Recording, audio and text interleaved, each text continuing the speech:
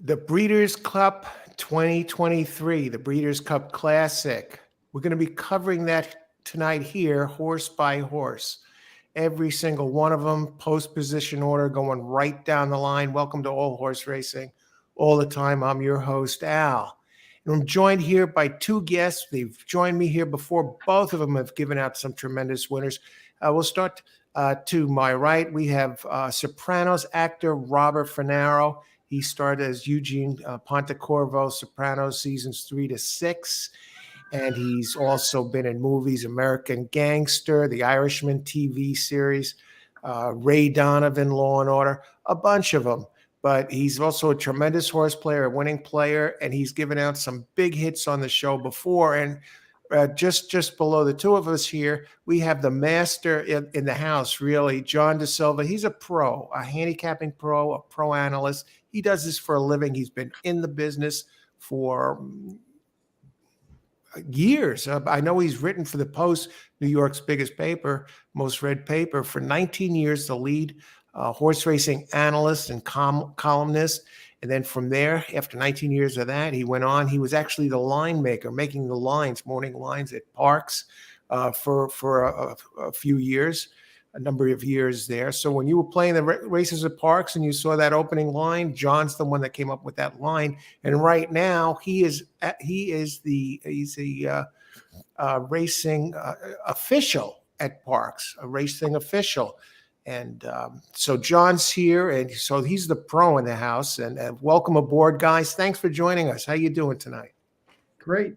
Hey, thank you, Alan, for having me with that beautiful introduction. It's a pleasure to come here and to talk about horses, especially with a pro like John, and have some fun and bet responsibly, of course. And my horse is quicker than yours, and I got the horse right here. His name is Paul Revere, and let's go. It's all about getting those winners, making some money, having some fun. We have lots of opportunities, and usually the classic is the finale, but not this year. We have 2 more races afterwards. Right, I see that. And you know, the format tonight is going to be we're going to go horse by horse, starting with in post position order.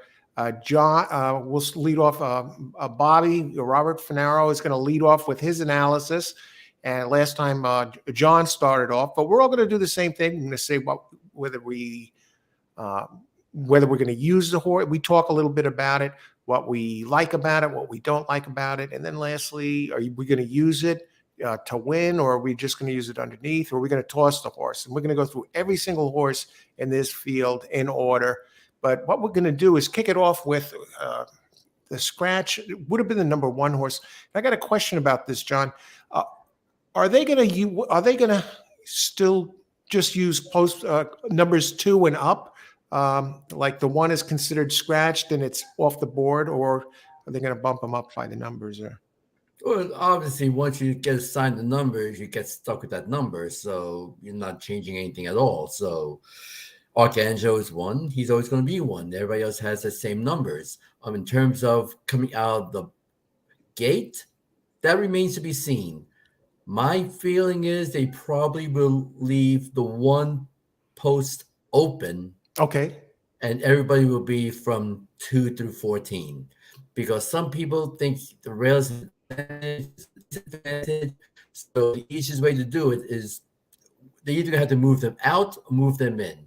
I think in this case, they're going to move them out. Okay. So, Robert, we'll start with you. Archangelo, number 1, would have been... Okay.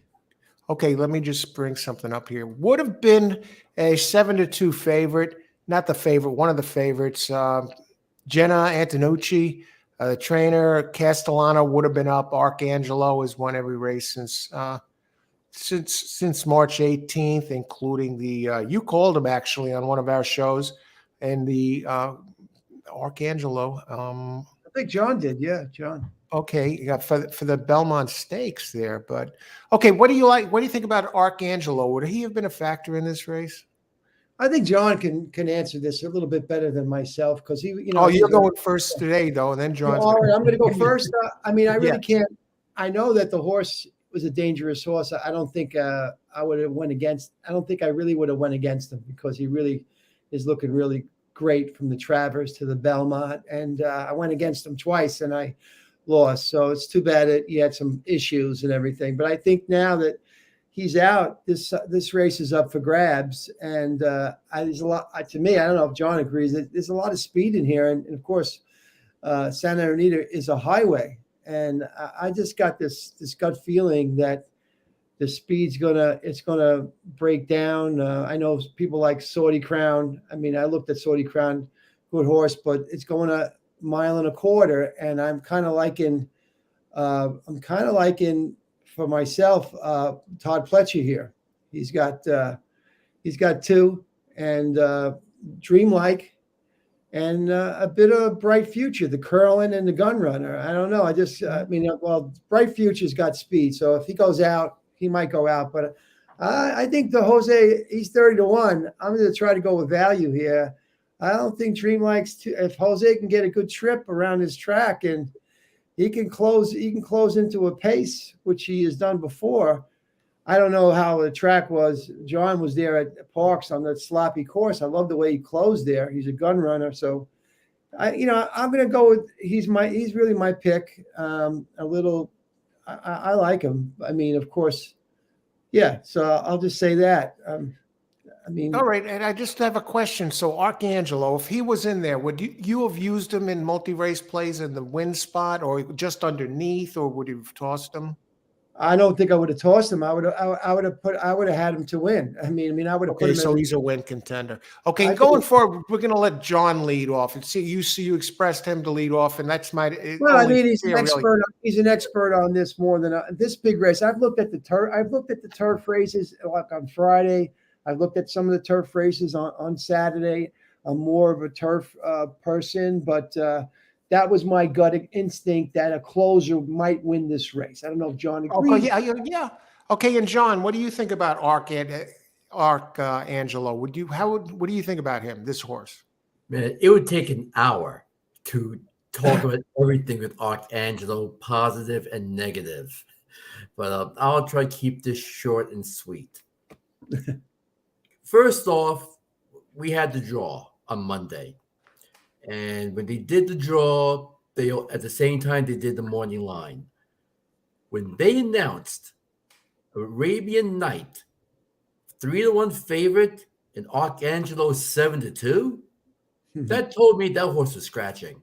They knew he was scratching because there was no way in the world you could make any horse other than Archangelo the morning line favorite, because he is the only 3-year-old with 2 Grade 1 wins. He's got Jenna Antonucci, who is a media darling, who's getting interviewed by everybody. People who don't know horse racing know who Archangelo is. So you're getting that money. Baffert, yes, he gets money, but who knows his horse? Not that many people. The mainstream don't know who he is. They know Archangelo, they know Jenna Antonucci. So when those odds came out, I knew he was scratching, which is a shame. Now, in years past, he probably could have run. But with HISA and with all the rule changes out there, you're not allowed to do certain things anymore to treat horses. And unfortunately, this is one of the situations where they probably could have worked on the horse, could have fixed the horse, but you can't take a chance. Imagine after everything we've been through, all the positive stuff about Archangelo, he wins the race, he gets treated, and then he comes up with a positive. Oh my God, we've been through enough crap in horse racing already this week and this year. We don't need another controversy. So they had to scratch, which is unfortunate, but it happens. Now, some people are upset he's retiring. Doesn't surprise me, because I think that was the plan all along, that he was going to retire, because he had an opportunity to run in the Pennsylvania Derby. I know the owner has some interest, but the one thing I know from working in the background, farms don't respect the Pennsylvania Derby. You don't get anything extra for winning the Pennsylvania Derby. it's not at the same level as the Travers, not the same level as the Haskell in their eyes. My eyes, I look at it differently, but of course I'm biased. But in terms of a farm, they had more to lose than they had to gain. So it doesn't surprise that horse didn't run in that race. Now, the one thing about Archangelo, if he was going to run, he was going to be doing something that you don't see too often. He was trying to win the Breeders' Cup Classic, running one race in his past 21 weeks. You don't do that. I mean, you always have a prep in August, and you have a prep in September, but you also have preps prior to that. Not one race in 21 weeks. He's not the only horse who's doing it, though. We've got other horses who are doing the same exact thing. Now, you have to wonder, could he have handled it? Jenna Antonucci has never been in this situation before. We don't know if she can handle it. She's done a great job with them so far, but this is a Breeders' Cup Classic, something totally different. Not saying that she couldn't do it, because she is a veteran horseman who's been around for a long time, but if you compare her to Richard Dutrow, who's trying to do the same thing with Abarrio, one race in past 21 weeks, and the Japanese, who train totally different. They train for long distance and they train for speed. Not to disrespect her, but you have to look at her beneath those guys, because those guys train differently, have the experience. But at the same time, I like what she does, because if you look at the PPs of that horse, all his victories, other than the Belmont Stakes, where she couldn't do it, the workout was 10 days prior to the race. And she's always done that. And you don't see that nowadays. Normally they do it 6-7 days. She does it 10 days. And she's been successful. So she's already doing something different and being successful. But again, going to the Classic, you just have to wonder if that would have been the case. I would have to use it. I'd be crazy not to use it. Right now, I mean, this may shock some people. He's the 3-year-old champion. And he's the leading contender for Horse of the Year. That would be amazing. What happens? The rest of the weekend.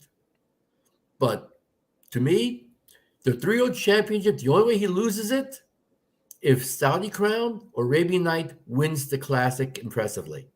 Other than that, Archangelo's your 3-year-old champ. Horse of the Year, we'll see what happens with rest of the results. But they had more to lose than to gain. They were going to do the right thing. They did the right thing by the horse, and they still get rewarded for it. Sure. I'll tell you what, you look back at it, at October 25th, it had a 47-2 workout. It was working strong right up until this sudden scratch. So, yeah, Jenna just worked it just recently.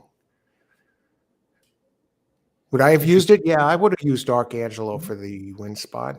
I can't throw him out. I mean, I think it was the classiest horse to me. I mean, it's a no-brainer. I mean, but White Abarrio's got to stretch out. I don't like White Abarrio at this distance, so that's my feeling. All right, move on to race 2, John. We'll talk. Okay, John will lead us off here the rest of the way, and. Are you going to go Friday to Saturday, or are you just going to do Saturday? I'm just geared to do the Classic. I guess we'll do that. Cover the Classic. Cover every single horse, and just cover the whole thing. Unless you want to add a race in. Yeah, I'm sure we all have horses we want to add afterwards. Let's do the Classic, and then afterwards, if we have a couple of horses we like, we could throw them in afterwards. Okay, so John, number 2, Xanden opens 12-1. Lanfranco Dettori has bypassed his the jockey, the great Franco, bypassed retirement. He's actually talking hopes of winning the Kentucky Derby next year. And here he is in the Breeders' Cup aboard Xanden for Chad Brown. Opens 12-1. What do you think? Frankie Dettori, as we know, one of the greatest jockeys of all time. Some people don't realize He began his career in Santa Anita. Italian jockey, would spend the winters in Santa Anita, honed his craft, helped him become to what he is right now. So Santa Anita spelled a special place in his heart. And he was supposed to retire at the end of the year, but he's done. He says, why should I retire? I'm winning races. I feel great. I'm reinvigorated. Riding at Santa Anita last winter just gave him the momentum and gave him the incentive to keep on going. He's going to do it. And now you got Chad Brown, who I've told you in the past, he is a master horseman. And the thing about Chad Brown is when he makes a horseman decision, respect it. Look what he did when he won the Preakness. He made horseman decisions. He almost won the Preakness this year by doing the same thing, skipping the Derby, making a horseman decision, and almost winning the Preakness with the horse who really wasn't that good to begin with. But when Chad Brown has a goal and he makes a horseman decision, you respect it. And I spoke to a couple of people, and yes, he needed a jockey to replace Pratt, who was on Xanden last time out. And Chad said, I need a difference maker. I need somebody who's going to understand this horse, understand this racetrack, understand what it takes to win.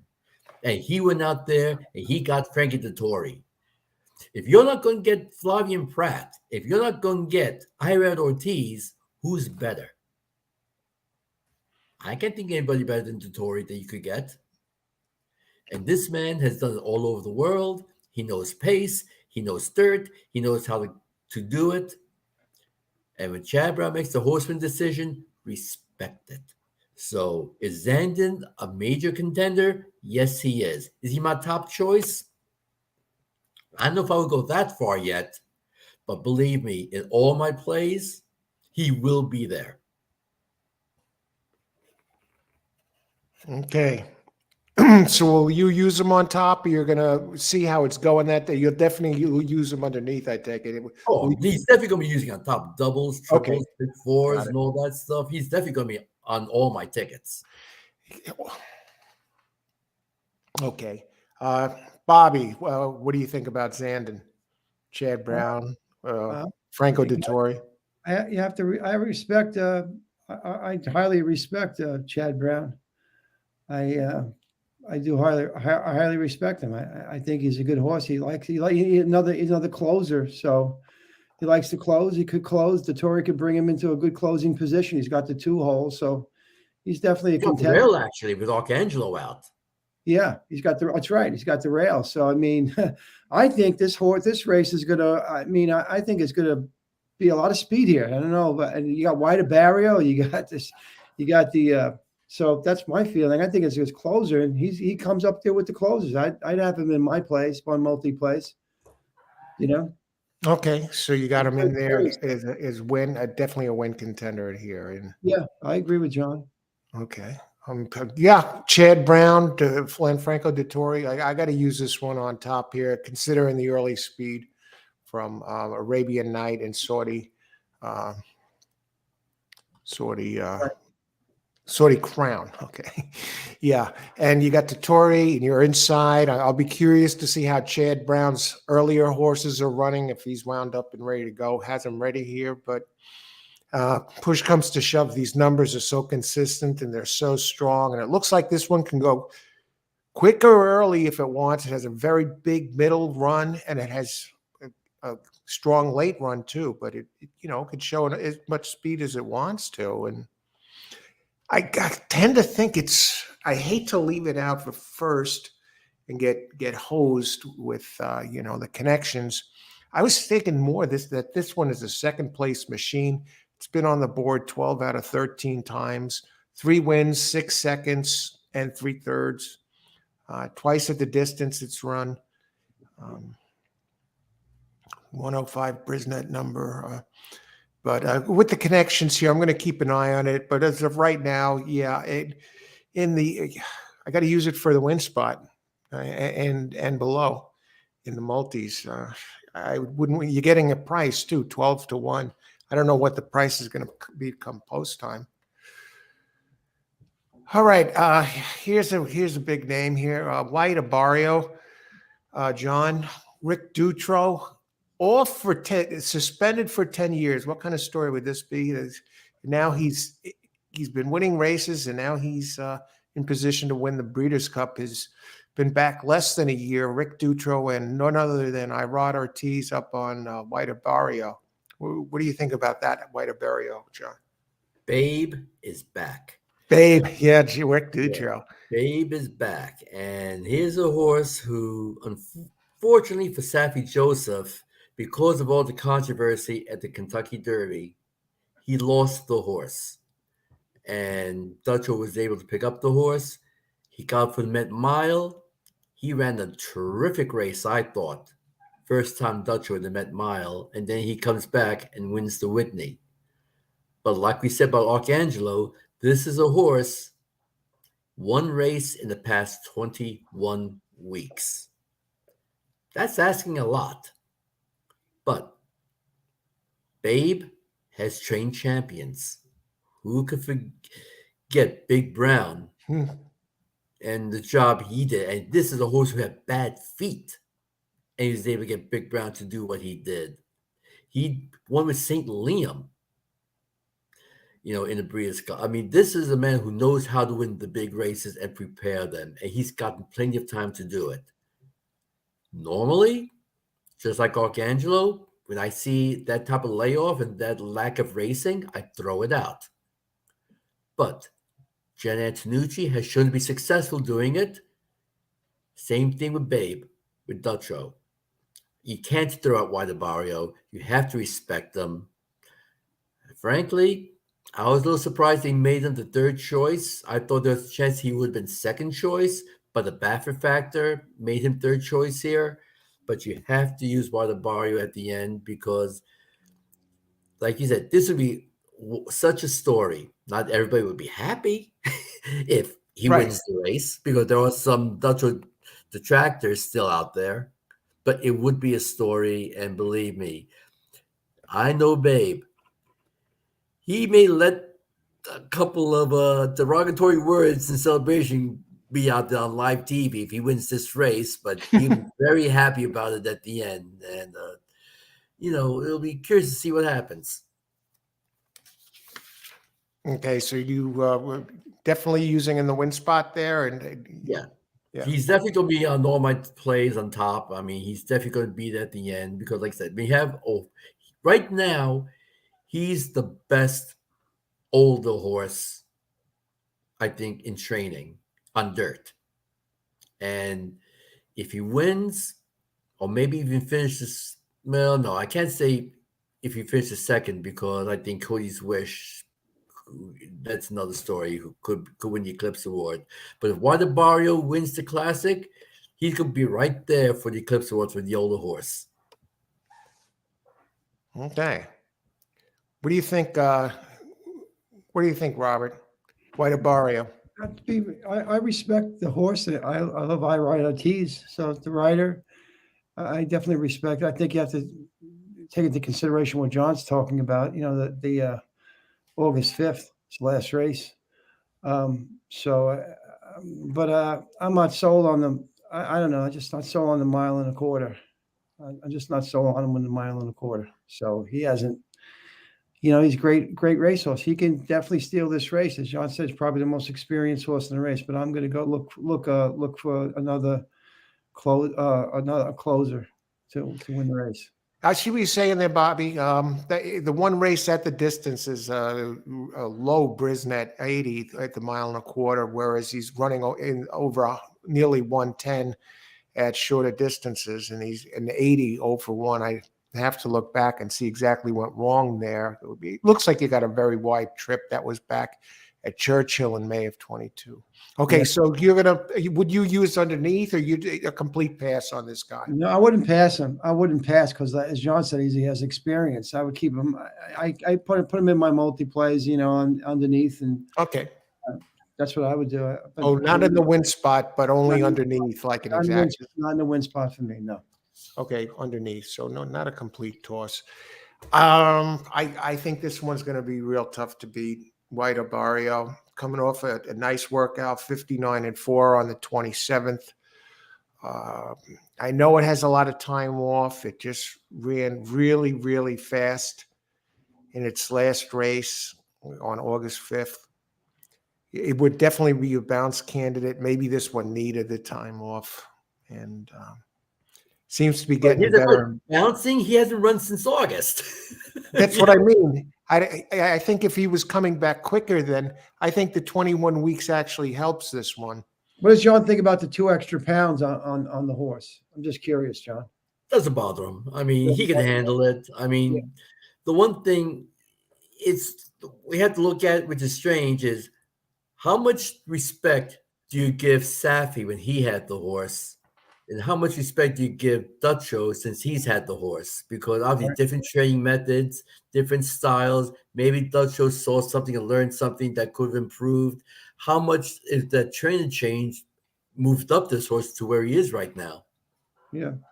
I had him in the Florida Derby. I loved him in that race. So I thought he was great. So. But okay, I just want to. I hear you. I'm just looking back at some of these races. Derby, okay. What do I think? I like the workouts. I like the Dutro factor. He's rose to the occasion at big races before, and he's definitely motivated. And he has Irad Ortiz up. It doesn't get any better. Really, as for Eclipse winner every year, wins a ton of races. I say not only in the win spot, but I think this is the one to beat. That's my top choice here, number 3, out of all of these. So definitely uses the win spot. He beat the one thing that is kind of interesting is in the race 2 back in the G1 at Belmont on June 10th. The finishing order was Metropolitan handicap. Cody's Wish first, Xanden second, White Abarrio third. And look at the yacht he off at that day, and that was first time Dutch rope. Oh, really? 20-1. Wow, yeah. But White Abarrio turned the tables on Xander last time, beating him by 6.5. Xanden, I think he's not going to definitely going to get in the money. I think it's going to be a different pace. This race is going to run quick. He's not going to get his way like he got at Saratoga. I just feel that it's not going to be the same kind of scenario. I mean, he doesn't need the lead though, Robert. He's he comes. Look at the race 3 back. He's sitting 3rd, 4th, 3rd, and Dutcho didn't get this horse until May. At 7 furlongs, he did that. We're not talking 7. I don't know. Just to me. Yeah, I hear you. I mean, I don't know. But what the heck I know. It's okay. All right. But some excellent points being delivered here. Okay, so we got that. Robert, you like this one? Maybe underneath, but you're looking a different direction. I'm looking in a different direction. Yes. Yeah. Okay. Number 4, John missed the cut. Luis Saez for John Sadler opens 30-1. Did win by 5 last race in a G3 over on this track. Okay, go ahead. Well, this is no flight line, that's for sure. I mean, Sadler. If Flightline and Sadler was in this race, he probably would destroy this field like he did the field last year. Right. Nice horse. I think he's overmatched here. Saez picked up the mount. When Mage declared from the Kentucky from the Breeders' Cup Classic, but I just don't see him being a major factor here, so he's a pass. Okay. Toss. Okay. Bobby, what do you think? Missed the cut. Yeah, he's a toss for me. I just don't see it. I just don't see it. I mean, around my own, I didn't watch his races, but not for me. Yeah, the only positive I see there is the trainer who's having a good meet, 22% there. Sadler at a 36 and Saez, but and the horses run twice here, win in a second, and never run at this distance. This is a toss for me too. It's totally overmatched. I'd be shocked. Okay, so we're all on the same page there. I mean, these are all good horses, of course, but can't play them all unless you do all. Now, here's where it gets a little interesting. What about John, number 5, Derma Sotogake? Sotogake. Can't even Sotogake. pronounce these Yep. names. I'll let you Sotogake, man. go. Don't you like friggin' ramen, man? You got to go to Sotogake ramen. Sotogake ramen. Mhm. Yep, he's saying You it got it. properly. Now, And this last time was this my one- Kentucky Derby horse. Yeah, that's the last time it raced the Kentucky Derby. And it did. Yeah. You know, what, It's like I what was do you talking think of about this one, before John? with the Duccio and Antonucci, long layoffs. This one hasn't run since the Derby, and he had to travel halfway around the world Yeah. to go back and then to return. Now, look, I respect the Japanese. I mean, they've done so many great things in horse racing through the years, and they've come over to the States and they've taken over and they're winning races all over the world. Christophe Lemaire, world-class jockey. I mean, I just read where he's done interviews in 4 different languages. I mean, Wow. he's that talented. Holy French, smokes. Japanese, English. I mean, man, great. I have But- enough trouble doing an interview with one language. Yeah, Okay, and this yeah. guy does in so many different languages. Look, they've been trying to get the horse ready for this spot. There aren't too many races that he could run in Japan in between the Derby and here, which is one reason why he had the layoff. Horse has been looking good. He's been training well. I've heard nothing but good things about that type of thing. The layoff is going to bother some people, but like I talked about before, Antonucci did it with Archangelo, and it's working. Duccio has done it, and it's working. The Japanese, they train for distance, and they know how to get horses ready to win coming off the layoff. So to me, he's not going to be my top choice. But if you're going to be playing exotics where you play multi-race bets at that price, you need to throw him in. Because if you're going to be using some of these other horses, don't throw in a price like that and he wins, you're going to be kick yourself in the butt. And we've seen what the Japanese can do, winning races all over the world. It's going to be a matter of time before they start dominating U.S. racing. Who's to say that Saturday won't be the day? Yeah, I think they're on the cusp, John, of like what you're saying. They're on that cusp of really taking it to America, really. Deep Impact, which is one of their sires. They have some really good horses. So I think they're just right there, almost right there. This could be their year. Yeah. Hey, imagine if Equinox was here. He just broke the world record going a mile and a quarter on grass, a mile and a quarter period in 1:55 and change. Is he a deep Impact or no? Well, no, Deep Impact wasn't the race, but Equinox is really the best horse in the world right now. And he set the world record going that fast. Usually the Preakness doesn't go 155 and change. And his Equinox going a mile and a quarter in 155 and change. That's amazing. I meant, is he out of Deep Impact, the breeding? Equinox. Not sure. I didn't look. It's all right. I would have to check on that. Yeah. So, John, you're going to use this one in the win spot too, a little, or just underneath? He's not. I'm going to be using it like the multi-race exotics. He's not going to be my top 4, but in a race like this, you have to go like maybe 5, 6 in the doubles, pick 3s and pick 4s and all that. So like he won't be one of my top choices, but at that price, you have to use it just in case. Okay, yeah, and like you said, it's a big price, and this horse might be on the improve too. So you'll use him, but he's not a top choice. Maybe on a secondary ticket or something like that, or underneath. Yeah. Okay, Bobby, you're going to use this one here.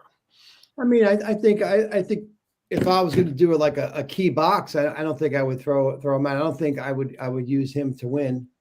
You know what I mean? He's not my winning choice. Okay. I definitely think with the 20-1, he's definitely in a multi play. Okay, so he's more underneath for you. Yeah. If I have a secondary ticket and I want to throw him in on top, I'd use him light somewhere like that in a double or a pick 3, but otherwise more underneath. So I'll just use him in the win light, but more so for underneath. I'll have to see what the prices are on this You can't one. play them all. You can't play them all. But as Right. if you're doing a like a multi thing and you have some singles, why not throw them in there, right? So multi-play, pick 3 or pick 4, or just or key box. And Yeah. Okay, we move on. Okay, this is an interesting one. John, the Speedy Sortie Crown, Brad Cox and wait for Florent this. I Garreau. want to get John's opinion on this one. I love it, man, because he's 12-1, opens 12-1. He's a Well, PA man. This is an interesting horse because I want to hear this. Was thrown a loop coming into the Pennsylvania Derby where the night before I get a text from the members of the ownership group. He says, can you help set us up with where we're going to go on Saturday? We're flying in from Kentucky for the race. He says, okay.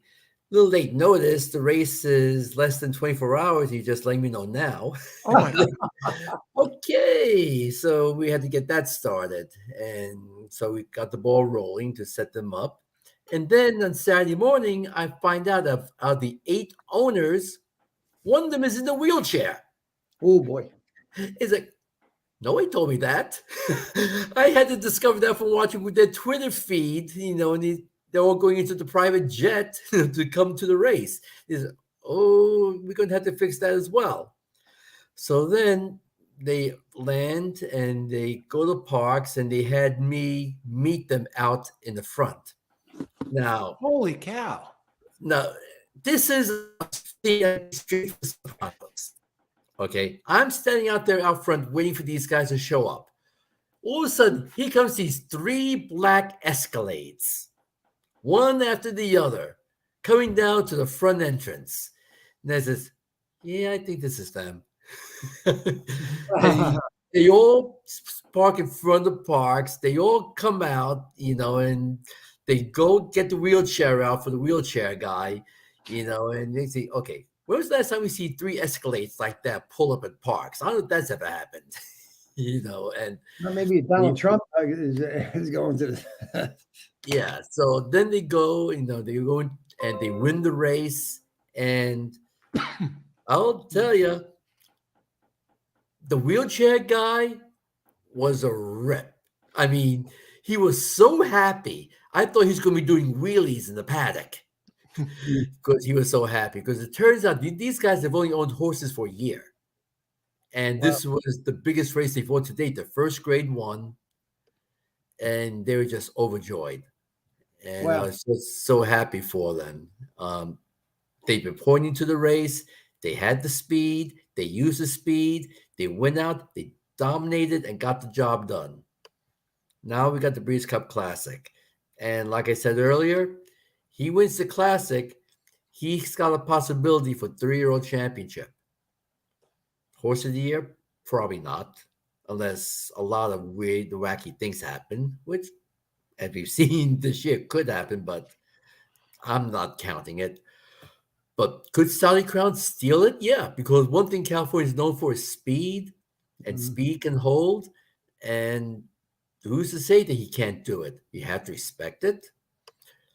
Would he be my top choice? Probably not. But am I going to use him just like some of the others on top? Hell yeah.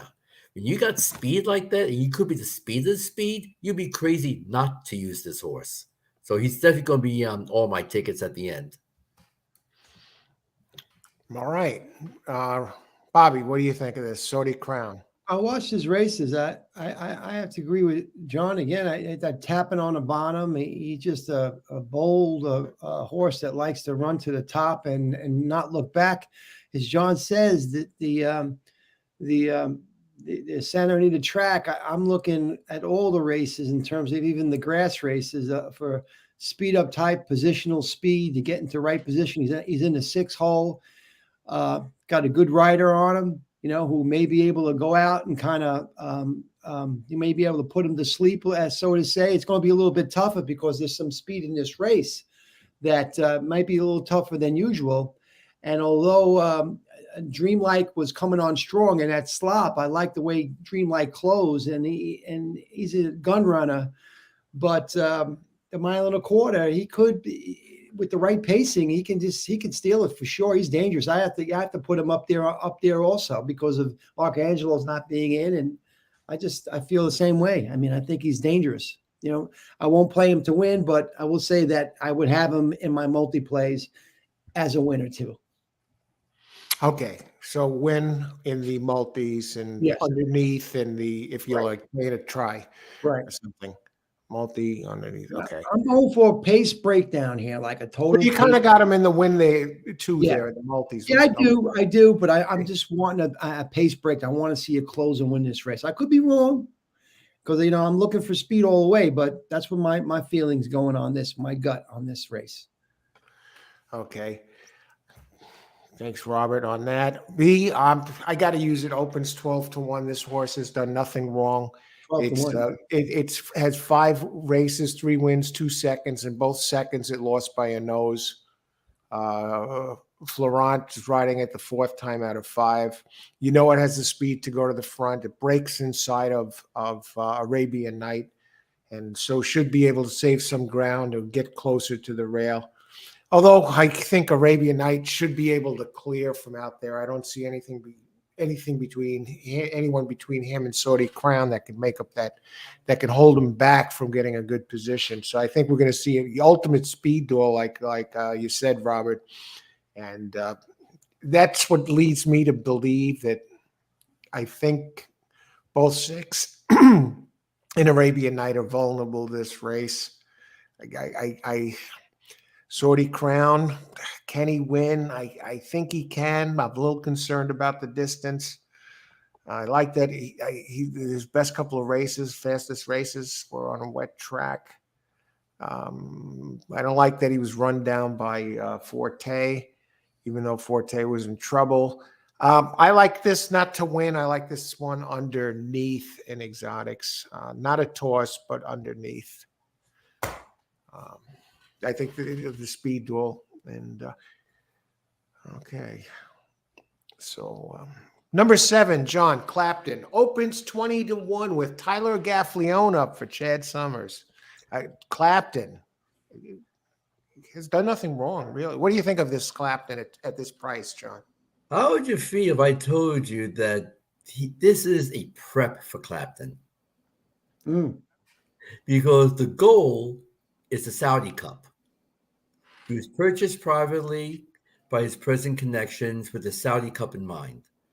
They gave the horse to Chad Summers, who's done a great job with this horse. Nice victory last time out. And they're taking a shot. When you're going good, why not take the shot?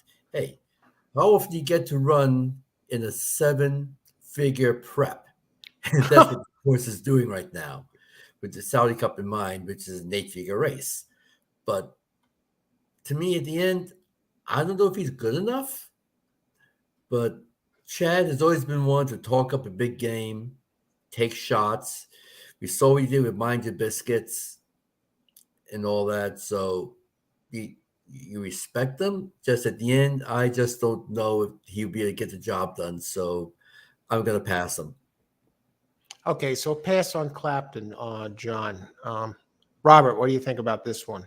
I don't too much to say. I'm just going to pass on Clapton and move over to you. You give your opinion. I'm just going to pass on Clapton.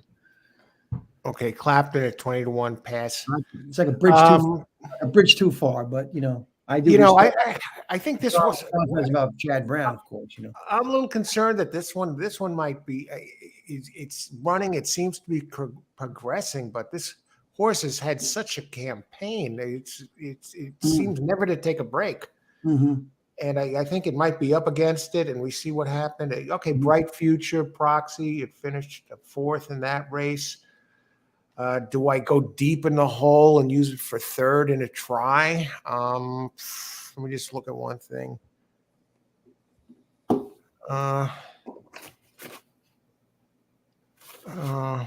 Well, Alan, don't forget, you also have not only the superfecta, but you also have the high 5, where you pick the top 5 in order. Yeah, so I'm looking third or below here. Not to win, third or below. Yeah, excellent point, John. Third or below. Well, and even that's gonna, I'm gonna have to look it over. But, okay, yeah, no winner for me, and possibly a toss. I'll have to see what's going on as the day progresses and what the board looks like. I prefer others. Okay, let's move on. Okay, here we go. John, Ushba Tesoro, Japanese, opens at 4-1. Another interesting horse. I mean, this is a horse who shocked the world when he won the World Cup. Mhm. And look at the horse. He was a grass horse in the beginning of his career. And all of a sudden, they put the horse on dirt and he turned into a monster. I mean, I don't think they call him Godzilla, but he's just been dominating. I mean, look at his dirt record. 5 for 5. Yeah. You don't see that too often. And you just have to look at, again, we talked about layoffs and everything else with this horse. Look, he won the Dubai World Cup, and then he won his prep in September. Look, he had a 6-month layoff. He wins the prep, and now he comes here. But again, this is another horse who's had more than 21 weeks with just one race. But then again, this is Japanese. They train differently. They do things differently. And as we've seen with this horse, he loves the dirt. How can you throw out a horse who is having such a tremendous renaissance on the dirt right now? You have to use him. He might be my top choice, but you have to use him. Whether you like, I know there's some people out there who don't like the Japanese horses. Look, they're learning and they're adjusting. It's just a matter of time. And who's to say that this isn't a matter of time to get the job done for them? You have to use it. Okay. That makes sense to me. Bobby, what do you think about this one? Well, I watched the Dubai World Cup. I do like the trip. Oh, right. I do like the trip handicap, Yes. And, so he came out in last place, and he had a tremendous stretch run, passing horses like berserk. I'll have to look at the replay of that race. I don't think that this is that kind of scenario in terms of that stretch run in Dubai. That's a long stretch run. You got a lot of time to get to that finish line. I think it's a different kind of scenario. I just don't think that, given his, I mean, I respect him, but given the finish line and the way these horses run at Santa Anita, I don't think it sets up for him to win this race. I could be wrong. I'm not going to toss him, of course. He's 4-1. I'd like to get a little bit better price because, he shipped once to Maiden. And to me, even though he hasn't won a lot of races, well, those are different kind of horses. I do respect him, but I just don't think it sets up for him in terms of what I've seen him, how he closed and everything. I think you have to have some sort of position at Santa Anita in order to close. And I don't know if Kawada could do that, so as jockey. So I'm not going to totally toss him. I'll keep him underneath, but at 4-1, I mean, I'm not sure. He's not my favorite. That's my feeling. Okay, I got him for you underneath. This horse for me, I have a hard time looking past the 5 for 5 on the dirt, 3 for 3, 6 for 6 at the distance. Actually, even though it's, I think it's my co-pick for. It's won 2 G1s already, the Dubai World Cup. It's almost a co-favorite, maybe a sliver below the number the white Abarrio. So I'm definitely going to use them on top and underneath. I think between 3 and 8, those are the two I like best. The horses really closed from like a horse that rates. Maybe John could. I'm not so up on this, but in terms of Santa Anita, has there been horses that? I only know that Baffert goes to the front and he doesn't let up. He's just like. I've learned two things. Distance is a great equalizer. So even if there's a speed bias, the further they go, the more the speed comes back to the pack because the speed bias will only go so far. Right. And B, the racetrack tomorrow may not be the same racetrack they run Saturday. Right. That's true. So that could change a lot as well. Yeah. Well, I got one for both Robert and John here because Robert raised an excellent point about the speed here and the way this is going to play on this track. Santa Anita is a notoriously fast track, and the speed sometimes holds on this track. What do you think? So, yeah, that maybe would work against this Ushba Tesoro. What do you think about that, John? Well, like I said, distance is a great equalizer. I mean, the further they go, the easier it is for a horse to class because, hey, you still have to have the talent and you still have to be able to not do something stupid and go too fast. Because if you go too fast, no speed bias is going to have you hold on. You can still have something run you down. That's why you get a lot of those crazy prices at times because the race collapses and something comes from out of the clouds. What track we're going to get, nobody knows. Because, like I say, they ran today, but I can guarantee you after the races, they were working at the racetrack, getting it ready for the 2-year-olds tomorrow. And who's to say that they're going to have the same type of track on Saturday? We've seen the Churchill Downs. They have one type of track on Friday, another type of track on Saturday. We're at their mercy. So who knows what's going to happen, what they're thinking. We just have to take our best educated guess. Yeah. I said in the beginning that I'd like to see the pace collapse. So I'm just going to go not with Ushba Tesoro.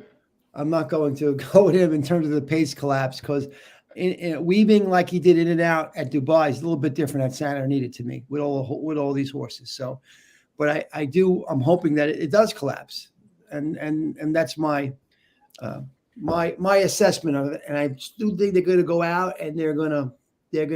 I just don't see a horse, John, putting the I think I froze, but putting them to sleep. I don't think they're going to allow that. You know what I mean? No.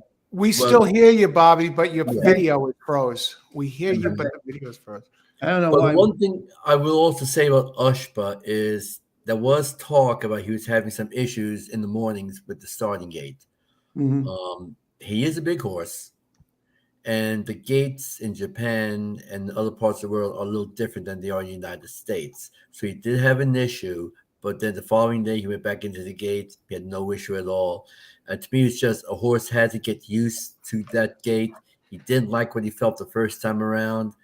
But, hey, it's just like when you're reading for a part, you're going out on a date, you do something for the first time, you may not like it. You do it for the second time, you're more comfortable, and it's much better, and you can nail it. So I think that's what's going with Ushba right now. I think they've been working on him. They schooled him, and he should be okay in the gate. Okay. It will be very interesting. We'll have to see how that track is playing, and we got 8 races before that to kind of figure it out. All right, number 9, Senor Buscador. Okay. Opens at 30-1. Am I seeing this correct? I'm trying to read this. Todd. That's right, 31. Todd Fincher. Yeah, 30-1 on this one. Senor Buscador. He was basically the king in New Mexico. And this is the horse that brought Todd out to California to Del Mar. He liked it so much that he stays there. He's a good, hard-knocking horse. He's the type of horse we all would love to have because he may not be the most talented, but he's gutty. He tries all the time, and he will get the victory every once in a while. I just think in this race is probably a little bit too much, so unfortunately I had to go against him to win. If I use him at all, maybe I use him for 5th in the high 5. Okay, I'll mark that down, John. Below 5 deep. Robert? I'm gonna toss. Senor Toss. Buscador. I'm gonna I'll toss. tell you. Okay, you got him as a toss. I mean, this horse is another one. It really hasn't done that much wrong. It has some. Really, he does. It has some really nice races recently. It's He does. always around. Hmm. If I fiddle around with the superfecta, maybe I'll use him 4 deep. But otherwise, anywhere higher, no. Mhm. I'm not. I don't think I'm going to be okay. Yeah, but 4 deep or something. He's has a couple of races of 104 Brisnet at the distance. He's over 100 the last 3, 5 out of the last 6. Was right there in the G1 at Santa Anita. Finished 3rd, 3 and a quarter back. Got to use toss really. Not using for win. Nowhere higher than 4th. Okay, now we get interesting. John, Dreamlike, Todd Pletcher, Jose Ortiz, and of course the powerful owner, Mike Rapoli. What do you opens 30-1?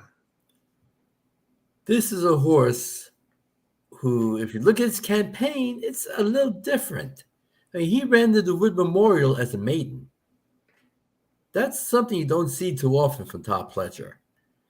That is amazing. Yeah, I do know that Mike Rapoli has always been high on this horse, and he's always thought this horse has a lot of talent. It was a little surprising that Todd even went into the Pennsylvania Derby. He didn't tell me he was coming to the Pennsylvania Derby until the day of the race. Nobody knew that he was going to be running 2 horses that day, and it definitely surprised some people. The one thing about Dreamlike is he's got ability, he's got talent. I just don't know if he's fully developed to show it off on Saturday.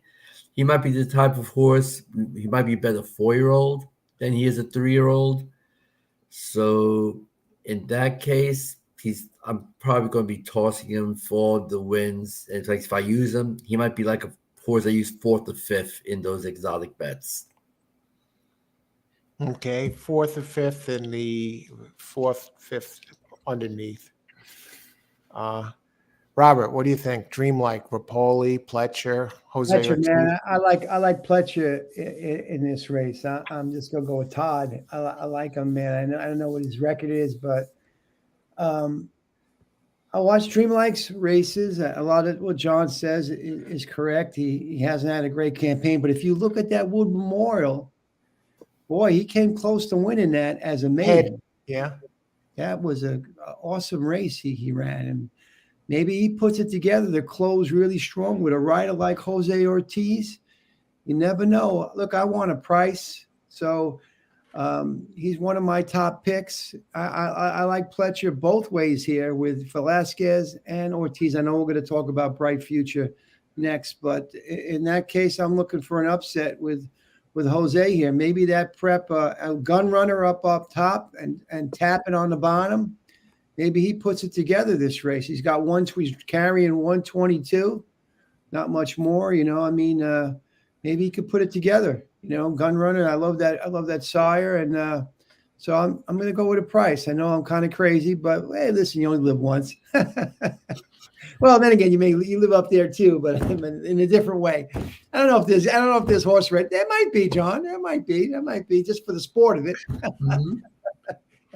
No doubt.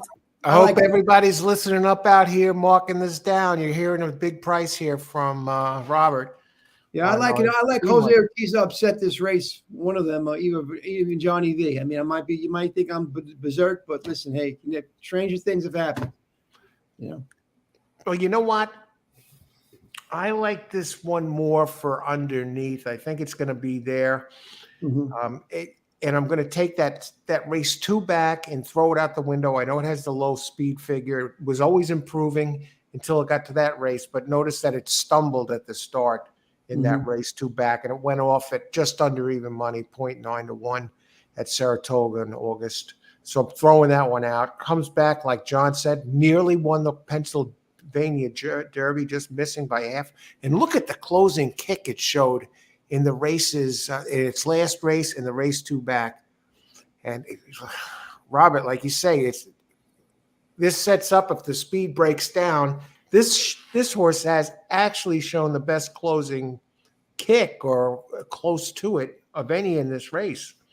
So what do I think? I'm going to watch the board. I'm going to play it by ear. Right now, I'm thinking second place or below, but who knows? Maybe I'll throw it into a multi. I'm undecided. So I'll just be fair. I can't pick them all. I'm going to say underneath, second, and downwards. But yeah, definitely got to respect it, especially at this price. And like you said, John, you got the supers and the high fives. Yeah. And the thing is also, you have the 2-day bets. So you could go tomorrow, bet a daily double of the Breeders' Cup Juvenile in the first leg and the Breeders' Cup Classic in the second leg. So that will also give you an idea who's getting bet, who people likes as you're going into Saturday. Aha! Excellent. Well, thanks for pointing that out, John. So that's the Juvenile tomorrow. Yeah. And the wow.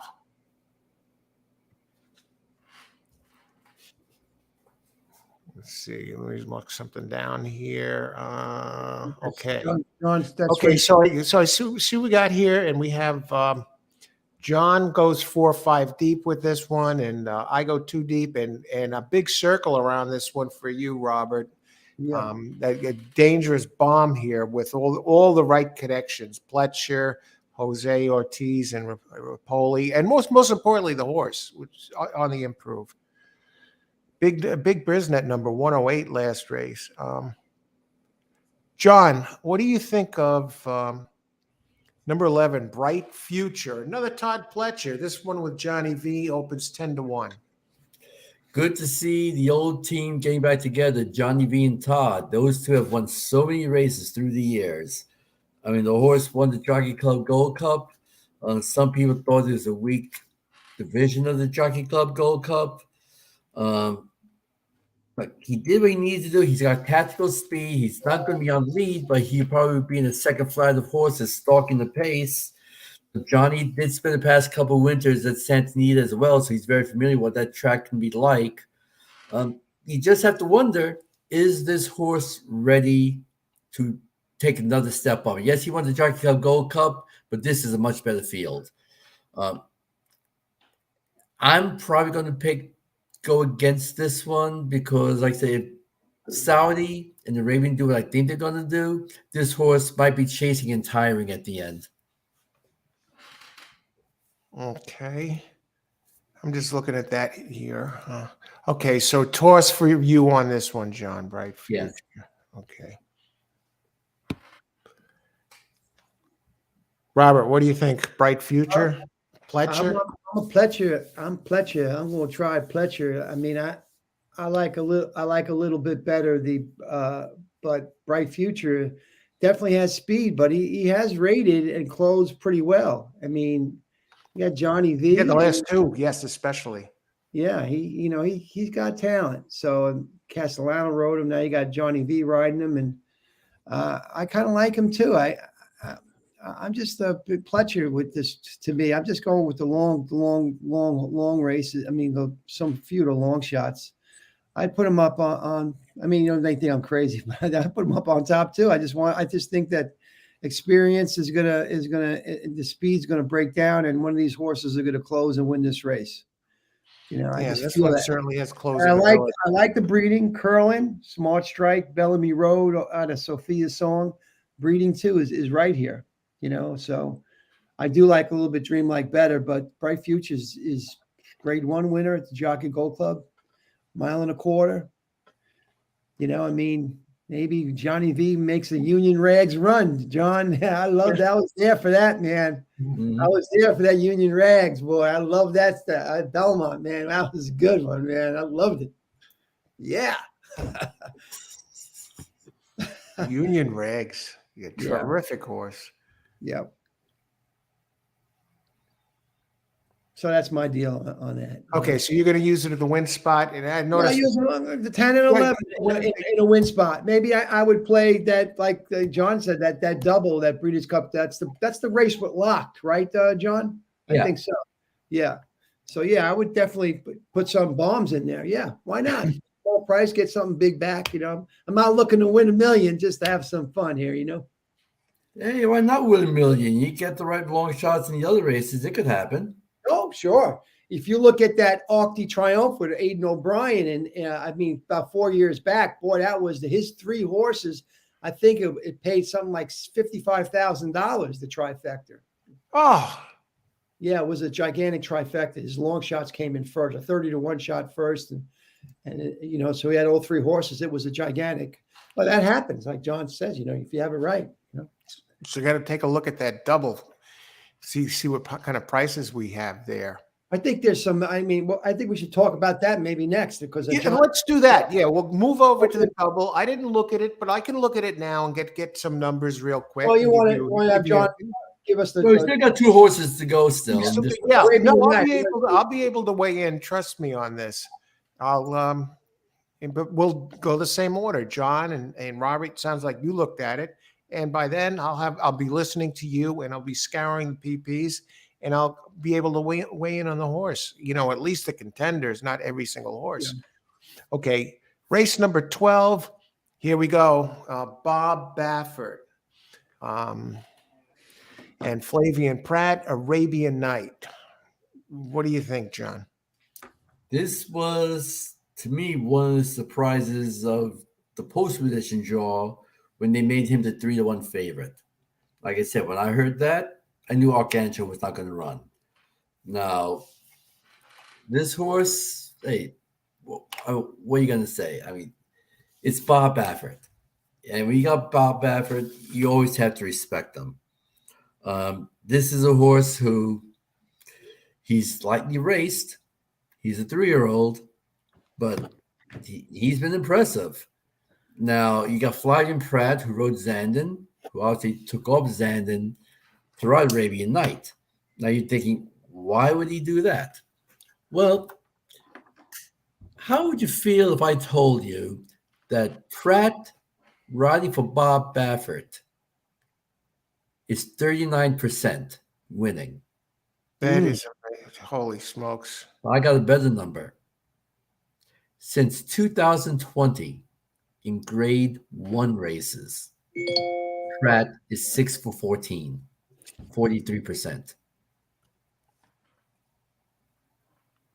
Hard to ignore numbers like that. And like I say, he beat all the horses winning the Pacific Classic. Now, granted, the other horses stink, so they're able to take advantage of it, and Baffert definitely did, but winning with Arabian Knight. Unfortunately, he had Go Rocket Ride, who departed this week, unfortunately, who's in that race as well, who ran very well. I mean, look, he's lightly raised. You have to give him the respect. He's got the speed. Don't know if he's going to go for the lead. I mean, one thing about Pratt, he's not the one who's going to force the lead. He may try to stalk second, especially from the outside post position, or he may try to push, but he won't overuse it, I think. Does he want to go to the distance? That's the big if, because it's one thing to do against some bad older horses. It's nothing to do against this field, which I think is a better field. You have to respect it. You have to use it. He's not going to be my top choice, but again, in my multi-race bets, he has to be used. Okay, and used to win in multis. Okay. Yeah. But otherwise underneath. Yeah. Robert, what do you think of Arabian Knight? I watched Arabian Knight's races. I mean, he's training lights out. 59, October 30th. Uncle Mo. Hey, Uncle Mo. Uncle Mo. He's Uncle Mo. He ran 1.25 miles, pretty good. So, and as John pointed out, what he was saying, now I like him even more as a top contender. If that speed, if he can go out there and that speed thing doesn't happen, I like him a lot. Especially at Uncle Mo on top. I mean, I looked at his races. I looked at a couple of his races, and I like what he's shown. Although he doesn't have a lot of races, there's some of the other horses like Xanden and White Abarrio. But Baffert's really sneaky. Baffert's sneaky here. He's a sneaky trainer. I put him on top. I wouldn't just throw him out. In terms of saying that he's capable of winning this race. He's a home court advantage. And Pratt. And I rest my case. John said it. Pratt and him. That's a good combo. So now I'm kind of like thinking, well, that could happen. How about 12, 10, 11? I don't know. 12, 11, 10, 9, 8, 7, 6, 5, 4, whatever. So yeah.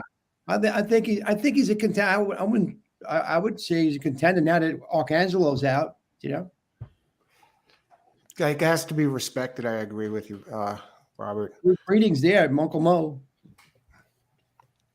This one, Arabian Knight, I don't like it to win. I like it underneath. I got to use it underneath. I think the speed duel between the Sorty Crown, and I think that's going to cook both of these two. Neither of them give an inch. And like you said before, Bobby, this opens the door for closers. Although those two really are the speed of the speeds. It's not like this race is packed with early speed. I still like the three best. But as far as this one goes, I like it underneath. It's 1-for-1 at the distance, and got the Pratt with the great percentages that John shared with all of us here. 1-for-1 at the distance, and 3-for-4. I don't like that it was leading in the Monmouth on a fast track and finished third after being out front, and it went off as a chalk in the Haskell. Who's to say that's not going to happen here today? That's a good point. Yeah, I don't know. I like it underneath. I actually would say I prefer it third underneath. I'll put the 3 there. I don't even like it for second. I'm looking for some prices up above that, and I won't use it as a win spot in multis either. I hope there's a horse that closes strong. That's my hope, that no one goes 3, but I could be wrong. But as John said, that White Abarrio, now he's got me thinking, but that's my play to try to get a closer. Rick Dutro, babe. All right, John, number 13. Yeah, I think this sets up for closers. We got some good, interesting closers, and these two, the 6 and 12, they're going to knock heads, definitely. And that White Abarrio, he doesn't need to go to the front. So he's going to save some ground in there. And Irod. It is Irod up there, right? Yeah. Okay, 13, Proxy, Joel Rosario, Stidman, but most importantly, owned and bred by Godolphin, John. Proxy, 12-1. Michael Stidham has a lot of these Godolphin horses, and he's done a very good job with them. This is a horse that's coming in to the race in good form. I mean, he just missed in the Jockey Club Gold Cup last time out, and I think a little bit of a better trip. He could have won the race. You got Joel Rosario, who, when he's on his game and focus, is one of the best jockeys out there. He doesn't need to be on lead. He can come from off the pace. And yes, he's going to be bringing a post 13, so he's probably going to take back and maybe be a little bit further back than where he needs to be. But if these speed horses do go out there early and decide to run each other into the ground, it could set it up for a horse like Proxy. At the price, he's probably going to be a little bit higher. I think you have to respect it. You have to use it. And the way this year's been going, this is the type of horse where I can see him upsetting. So I'm definitely going to be using him as well. He won't be my top choice. But again, he's the type of horse you have to throw in there, because if the speed collapses, it's going to be wild and wacky. So why not this horse? All right. John, I like that tapping on top. I like always go with breeding, Godolphin. Why, yeah, John, I'm a believer in Rosario. He's sneaky, but he's a good jock, man, Rosario. So I definitely have him in as one of my closers. I'll put him in there, yeah, for sure. I mean, of course, he's got some good stuff here. He's there. He could be really improving. on the improve. You know. So you're going to use it in the win spot, Yeah, Robert? I'll use him in the win spot. Sure, with Rosario on board. Sure. Yeah, Not this is Rosario's game. You know, coming from behind, he's as good as any with them, and this one can close. Yeah, I like it. I'm going to use it in the win spot, and my main play is going to be multi-race plays, and I'm looking at as far as all my selections here. I'm going to use it in the one spot. I love the Godolphin and what John shared, and you, Robert, as well about this one, and Stidman. 3 times it's run at the distance. It's come in second twice. It's run here at this track and came in twice. It came in second here.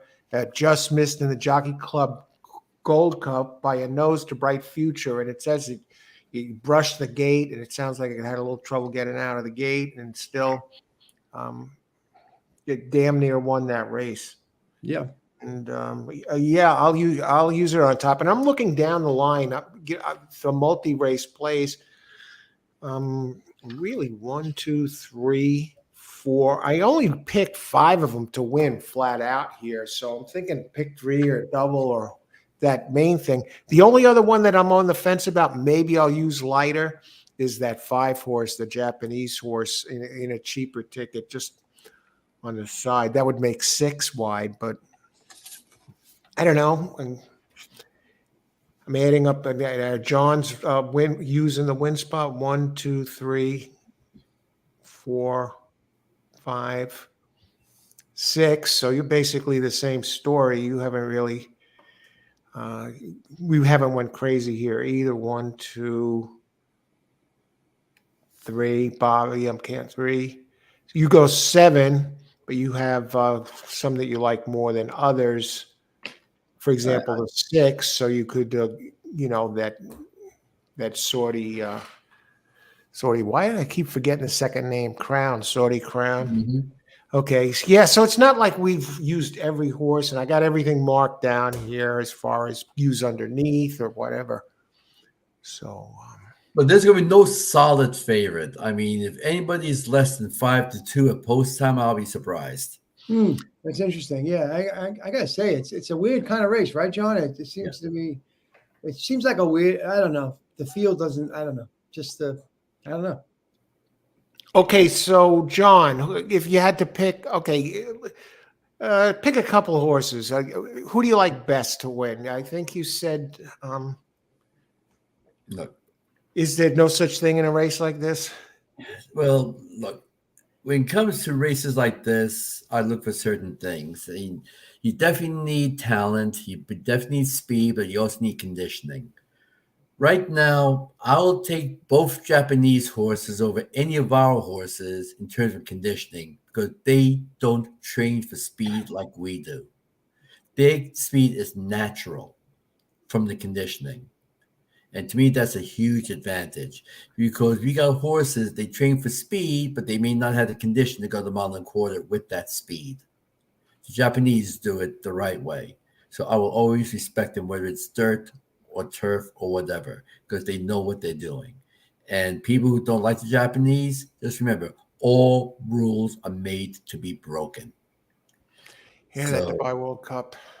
Yeah, so like I said, you just have to give that. Now, granted, if Sotogake wins, granted, I wish he'd done that at the Kentucky Derby, but at the price he's going to go off at, how could I ignore him? So you have to throw him in as well. In terms of the American-based horses, I mean, why the Abarrio? It's Dudrow. He knows how to win these type of races. But then again, when you see Frankie Dettori getting on Xanden, you have to respect Chad Brown when he makes a horseman move like that. And because it's Xanden, he's going to be very interesting to see what odds he goes off at. Because people see his record. Yes, he's consistent, but he doesn't consistently win. He's always consistently there at the end. Will people bet him because of the Tory? Or will they think that he's just going to keep on doing the same thing? He might be the litmus test of what to do with that double. Because, like I said, he's very intriguing. Okay, yeah. and that's another one that looks really strong. Where are we? Yeah, a lot of good numbers. Dettori inside, and Dettori, you said he really broke in at Santa Anita, knows the track, and Brown. But the numbers, the horse looks quick. I don't know. Who do you like best? The two Pletcher horses, 10 and 11, Robert, or? I think Xanden. I mean, you have to take a look at what John's saying. He's a closer too, so I'm looking at what John's saying. He likes to close, and he's got the Tory. He's got that inside rail. I mean, he can get a good trip with it. Speed breaks down. Why not him closing and winning? And he's got experience. He's an upstart at a flatter. Love flatter. So I mean, but I'm gonna say I'm gonna go with the Pletcher. I mean, I'm going at it. I like some of the other ones, but I'm just gonna say the Pletcher with Jose Ortiz. He steals it with maybe possibly Bright Future there with Xanden and So the Pletchers, Dreamlike and Bright Future. Dirt is not my forte, but so. It's not my big forte, but I'm going to go with Jose Ortiz and Johnny. And for those of you, got Jose Ortiz. Okay, yeah. And for those of you, if you've seen this, haven't seen Robert on one of the shows we do for the big races, Robert, he actually did a show handicapping the Dubai Carnival, and he gave a tour de force in handicapping, including ways to handicap the Euro, the Dubai races. And so turf he's really strong with the Royal Ascot and the Irish races, and so the Euro circuit in Dubai, and especially turf racing, like he says. And he's put on a show here, giving out some big winners. So, but he's strong on this stuff too on the dirt. But I'm just saying. And you know what? If I had to pick two, I'm not going to, like you guys, in a race like this, I'm not going to try and thread the needle. I'm just for the sake of argument or for fun, the two I like best are the 3 and the 8. The other Japanese horse is 4-1, White Abarrio, and the other one, the favorite 8. I like those two best, but I'll be going 5 deep. And in some cases on a backup ticket, I'll go for a little less. I'm talking multi-race plays. That's I'm going to be looking for here. I'll throw in the 5. But yeah, 3 and 8 are the two I like best. Now, what is the race the Juvenile? What race number is that next race? Tomorrow. That's Friday, race 8. Okay, I'm on it. That's okay. The Juvenile and Wine Steward, etc. How many entries are in here? And you do have one scratch, maybe the most unusual horse you'll ever see in a 2-year-old race. Ikoro Neo. I mean, okay. He did something I never thought was possible. He made his debut as a 2-year-old going 1.25 miles in the summer. Wow. But that's the Japanese for you. You do things a little differently. Holy cow. Here we are in Saratoga running 5.5 furlong races. They're running 1.25 miles in Japan in the summer. Wow. So that's mean they do things differently out there. Just bringing up that's amazing. So, but there's obviously a method to their madness. Or is it a madness? It's just that they know what the heck they're doing. If they win, that's the thing. Race 8. Okay, I got it. I got it all in front of me here. I'm good to go with this. How do you want to address this, guys? We can go through the. John can go. Go through we'll go through the entries. We'll go one by one. Yeah, not one by one, because like I said, it's just too many at this point. Okay, yeah, John. Okay. Whatever John wants. Reed, Alan wasn't prepared for anything else. Let's just look who we like at this point. Okay, let me just look at this a little bit. Okay, you talk to us, John. I'm going to say that. I'll let John finish up. I like Locked. I like Pletcher's horse. That's all I'll say. I like his Breeders' Cup Futurity, Grade 1 Keeneland. I watched his races. He's got my man Jose Ortiz on him. Now he's going against Baffert, but he's my horse, man. I know he's not a big price, but maybe we get one of those Japanese bombs in that double, Johnny. You never know. Never I know. mean, I'm just gonna say I like Locked, and now I'll pass the baton to John. well, Oh, look at those numbers of locked. Yeah. Okay, go in ahead. a race like this, to me, one thing that is very important is two-turn experience. Ah, Because some of these horses have never been two turns. So we don't know if they want to go the distance. I mean, even if they run in New York, whether it's Belmont or Aqueduct, when they're going a mile, that's just one turn. Two turns is a whole nother ball game. true. Now, you got Baffert, he's got Prince of Monaco, and he's got Muth. Difference is Prince of Monaco has not run past 7 furlongs, while Muth already has a victory at a mile 16th going 2 turns and did it coming from off the pace, which we also know is not easy to do because not all 2-year-olds know how to come from off the pace successfully as of yet. So for a horse like Muth, you have to pay attention because he's been able to do it. Now, Locked, I mean, look, he did nothing. I can say one thing, John. Like you say, that's a $2 million horse. Ooh, boy, they pay a lot of money for that horse. Yes, He's they a good did. horse. Yeah, I got to say that's a good pick. Yeah, sure. I looked at him too. I think he's good. Yeah, and Locked you have to respect. Has 2-turn experience, knows how to come off the pace. That has winning at this distance right now. You have to give it a lot of respect. And see how that goes. Now you're going to have a couple of horses in here. You just don't know what you're going to get. I mean, for example, let's look at the 8-horse General Partner. He ran at Aqueduct going a mile, but that's 1 turn. And he did show speed and tired, but we don't know if he could hold the speed going 2 turns or not. So to me, I probably would not be using it. Then you take the mystery horse, coming in from England and Ireland, Cuban Thunder, TJ Pereira, the Brazilian jockey riding. This is a horse who, again, he hasn't got past 7 furlongs, and most of his races, all of his races have been either on the synthetic or the grass. He's never run on regular dirt. You don't know if this horse wants to go 2 turns, wants to run on regular dirt. But he's going to be a high price. If you feel adventurous as a mystery horse, if you got a few extra bucks just in case, maybe you throw him in just on the whim, just in case something wild and wacky happens. Because you never know. Not saying we're going to see an Arazi-like performance, but strange things can happen. The way this year has been, watch out for the strange. But to me, I think the race goes through Baffert. And like I said, I'm going to go with Muth because of the 2-turn experience there. But I might throw in a couple of other horses just in case, depending on how confident I feel and how the track is playing as well. All right. So how are you going to use you're going to use them in that double?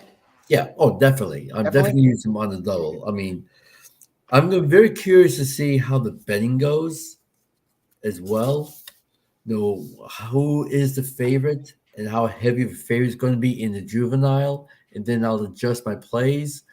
If I can get both Baffert horses as second and third choices, I'll probably use all those horses I liked in the Classic. If one of them is going out the favorite, maybe I'll throw one of the 2 horses out with that favorite, because it may not be worth it at that point. All right. And now I've looked at some of these, and I'm with you on this horse, Muth. I think that's a live long one, the Baffert. I'm definitely going to use both Bafferts here. Muth, look at it, very lightly raced. And I like the other one, Wind Me Up. I mean, they ran 1-2 in the American Pharaoh here at this track, and Muth is 4-1. And the Wind Me Up opens 15-1. I mean, and it's inside. It has very big speed, and has a second at the distance. The other one I'm looking at is so you got the 2 Bafferts, and Wind Me Up is a price 15-1. I'm going to look to beat Prince of Monaco, the 2 4-1. I know it's Baffert, but I think the other ones are quicker early and beats this one to the punch. I know it's 3 for 3 undefeated. I think it's going to take a lot of money, but I'm looking to get a price here and beat this one. And so I like Wind Me Up. And for this, I'd use these 4 horses. I'll go for the 4-horse exacta box in this. I'm not going to try and hit a trifecta here. I think the prices are big enough that we'll get paid. So for this 4, I'll play that double with the classic. I'd use 3. I don't like Timberlake. It's another one. Perfect, almost bounce candidate. It won last race. It's opening 4-1. Brad Cox never ran here. Did win the Champagne at Aqueduct in its last race, but I still think the others look stronger. And he's trying 2 turns for the first time too. Right, you mentioned that. Okay, Timberlake. I'm playing against Timberlake, so I like the 3, and the other one I like, and I'm going to use Locked just because he looked very, very strong. The Pletcher Jose Ortiz factor. I would actually throw him out, but I don't want to get cute and just use the other 3.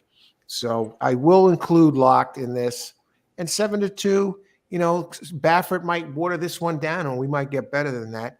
And another one I find really interesting that has some speed here is, believe it, Chad Brown is in town, and he brings this guy Manny Franco with him. It seems to be the last 2 races. I mean, this part of the speed here, and 8-1, and Spadestown. Champagne had finished second. Let me look at this one for just a second. But the other one is definitely the 10.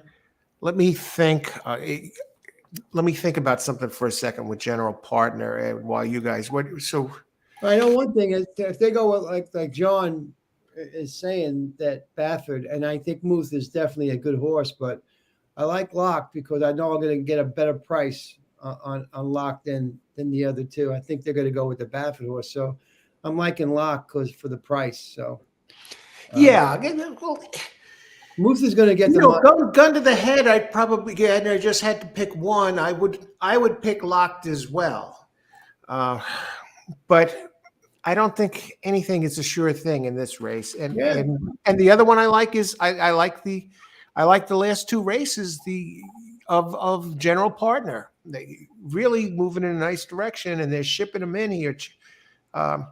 Second route race. Here's a stat: Chad Brown's second route race. He's at 35 races. He's won 40% of them, and this one opens 8-1. So my 4 horses this race: 3, 6, 8, 10. Okay, so then what does John think about the coupling of that double he had mentioned? If we go to the Breeders' Cup Classic on Saturday, what would be John's 4 picks on Saturday? With to play as a double or something like that, and I'll give a few picks too or whatever. You think that makes sense? Maybe Great question, Bob. Okay, go ahead. Yeah, like I said, I would look at both Bafferts. Definitely using them.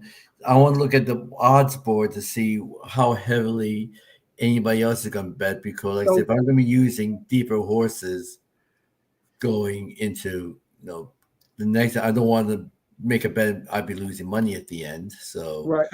I'll definitely want to be paying attention to see what happens, because like I said, some people might fall in love with Locked, or they might fall in love with Muth or whatever. So I just need to make sure I don't go crazy and make a bet where I could lose money. Well, what do you about the big race, Sean? Who would you play into the big race? Like the big race that like on Saturday, who would you yours is definitely use the Japanese horse. I could see, John, you listed 7 of them here that as potential winners. Really, the 5 a little bit lighter than the others, but the ones you listed are 1, 2, 3, 6, 8, and 13 for sure, and 5. Maybe you'll use them in multis, lighter or whatever, but not on top within the race. I don't know. And who are your horses in this race, John? The ones you talked about? Because I started handicapping to you. What numbers? I'm gonna go Muth first. I know you like Muth. Okay, what's that? And then I'm gonna go the other path. Prince of Monaco. Even though he has no 2-turn experience, I do have to respect that one. Okay, so You you know? got 2 and 8. No, not 8. No, 10. No, I'm not using general And party. no, I'm sorry, 10. Yeah, so thanks. Yeah, I got to make the correction on my. Uh, yeah, I'm yeah, not I'm using using general 8 though. party. Okay. I mean, look, locked, you definitely have to use. I mean, the way he ran that last race, going 2 turns and winning impressively, you definitely got to give it a shot. And just for number 2 in giggles, since I can't say the other word properly, let's go with the 7 for the hell of it at the price, Cuban Thunder, because like I said, if he takes to the dirt, you'll go get rewarded. So why Okay, not? so you're gonna use that one. Why not? Okay. And think of it this way: if you're alive going into the Classic, With him. you don't need to make a win bet on any of those horses. Yeah, sure. Those are going to be huge prices at that point. You So never- then you can fool around with other races with other exotics, because if Cuban wins, why waste time on the win bet? Because we're talking about 4-figure payoffs right there. Yeah. Yeah. Well, yeah. I mean, you're asking, you got a synthetic surface, turf to dirt. But listen, I never talk down on a 30-1 shot. Boy, can you imagine if I talk you down over that? Wow. So I never have anything negative to say about something like that, a play like that, because you could be right. And these horses, they can't read, right? Yeah. So, but anyway. And who's the second? And who do you like in the second one? So I got you listed for 2, 7, 10 in this double. I'm writing it down. So can we, and we know we'll probably all add another horse here or there, adjust things, but just to have something as a starting point here, and like I said, the Japanese horse, Ushba, you definitely got to be looking at that. So what numbers do you like in the Classic? Well, he's the 6 horse, so you definitely want to be looking at him. Okay, you wait. definitely want to be looking at Abarrio. Wait a second. The Japanese horse is the 6 horse? No, Ushba. No, yeah. No, the 5, right? No, that's Derma. I got to bring up that PP again. Okay. Okay. 6 is Sorty Crown. Derma is the 5. Yeah. Mm-hmm. Okay. So you use the 5, and the other one is the 8. And who else do you like? I know you like the Dutro. You got to respect Xanden and Chad Brown, of course. And okay, 2 and 3. Mario, you got to look at, no doubt about it. Okay, 2, 3, 5, 8. And then you may have somebody like Baffert. How could you ignore what he's done with that horse? And he's got speed too. So you definitely want to use that one. And Proxy, who I think could be there at the price. Okay. I got 2, 3, 5, 8. And we're going down. Okay. Dreamlike, Bright Future, Arabian Knight, 12. And Proxy. Yeah. Okay, so you got a 3 over a 6 play initially, just for like I said, but this is something where you want to look at the odds too, because they say if you got somebody who's getting bet heavily, then you make the adjustment. You may have to throw out a couple of horses just so you make sure you don't lose money. Okay, I get what you mean, John. Yeah, you got to make adjustments. If you see you're not going to get paid, you don't want to make a bet, win and lose money, like you just said. Robert, who do you like here in this double? Do you have some numbers for us? No, yeah. For the first leg, I was a 2, 3, 6, and 10. Okay, that's the first leg, and 3, 6, and 2, 3, 6, and 10. We got 2 of the same ones there. Okay, and in the second leg, I go with the 10, 11, 12. Can't play them all. I wouldn't throw out Frankie's horse, Xanden. 10, 11, 12, and Frankie is 2, I think, right? Yeah. Yeah, I'm just going to throw out the Japanese horses. I'm just going to say, all right. I know John, everything. I had great respect for John, but I'm just going to take a stand against them and just can't play more. I do like the 6 also, Saudi Crown. So Okay, I would that's say right. I remember how excited you were when you were talking about him. Yeah. 3, 6, 10, 11, 12. 3, 6. Can't play them all. 3, 6, 10, 11, 12. Um, 3 or 2. Xanden is Wait. 2. The 2. Or The do 2. you 2. 2. do you 2. want the 3 also or no? No, I'm going to throw out White Abarrio. 2, 6, 10, 11, 12.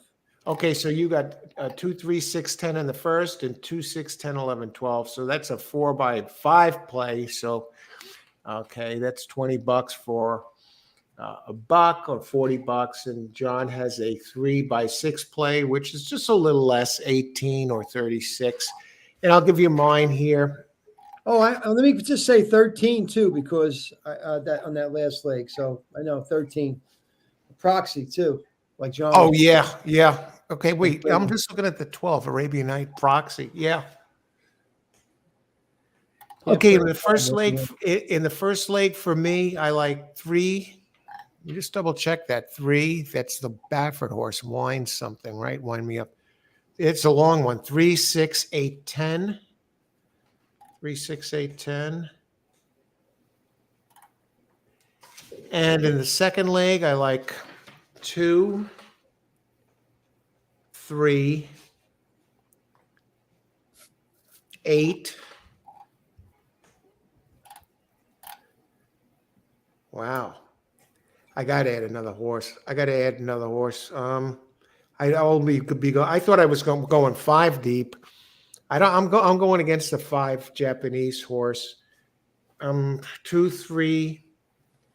I got to use freaking if this 12 wins with Baffert and wires the freaking field, I feel like a freaking idiot missing on this. 2, 3, 8, 12, 13. God. No, I'm not putting the 12 in. I may add another one. I got 2, 3, 8, 13, and I'm thinking maybe 6 or the Japanese horse. I'm looking for. Yeah, I'm going to hold off on. I got a 4x4 play. 2, 3, 6, 8, 10 with 2, 3, 8, 13. 16 or 32, depending on a buck or two. I feel comfortable with the 3 and the 8 and Xanden and the 13 there.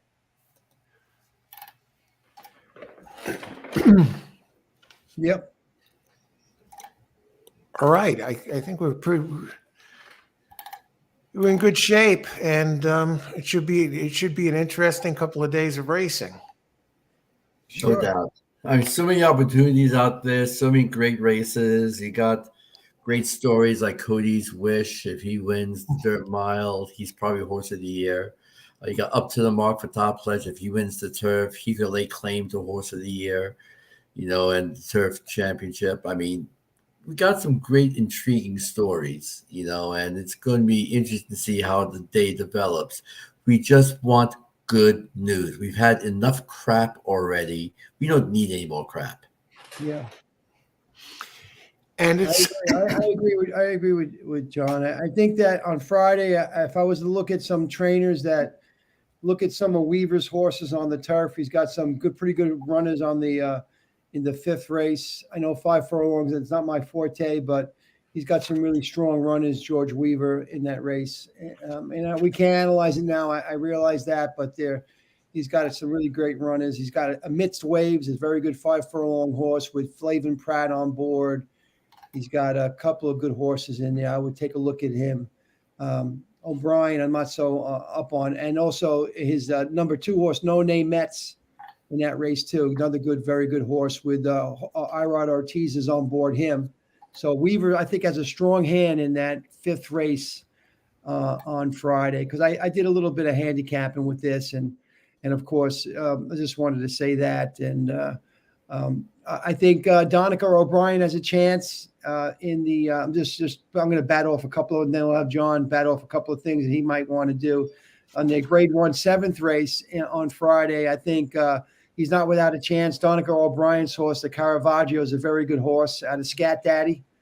He's not a bad horse. What's the name? What's his name? Or what's the number of it?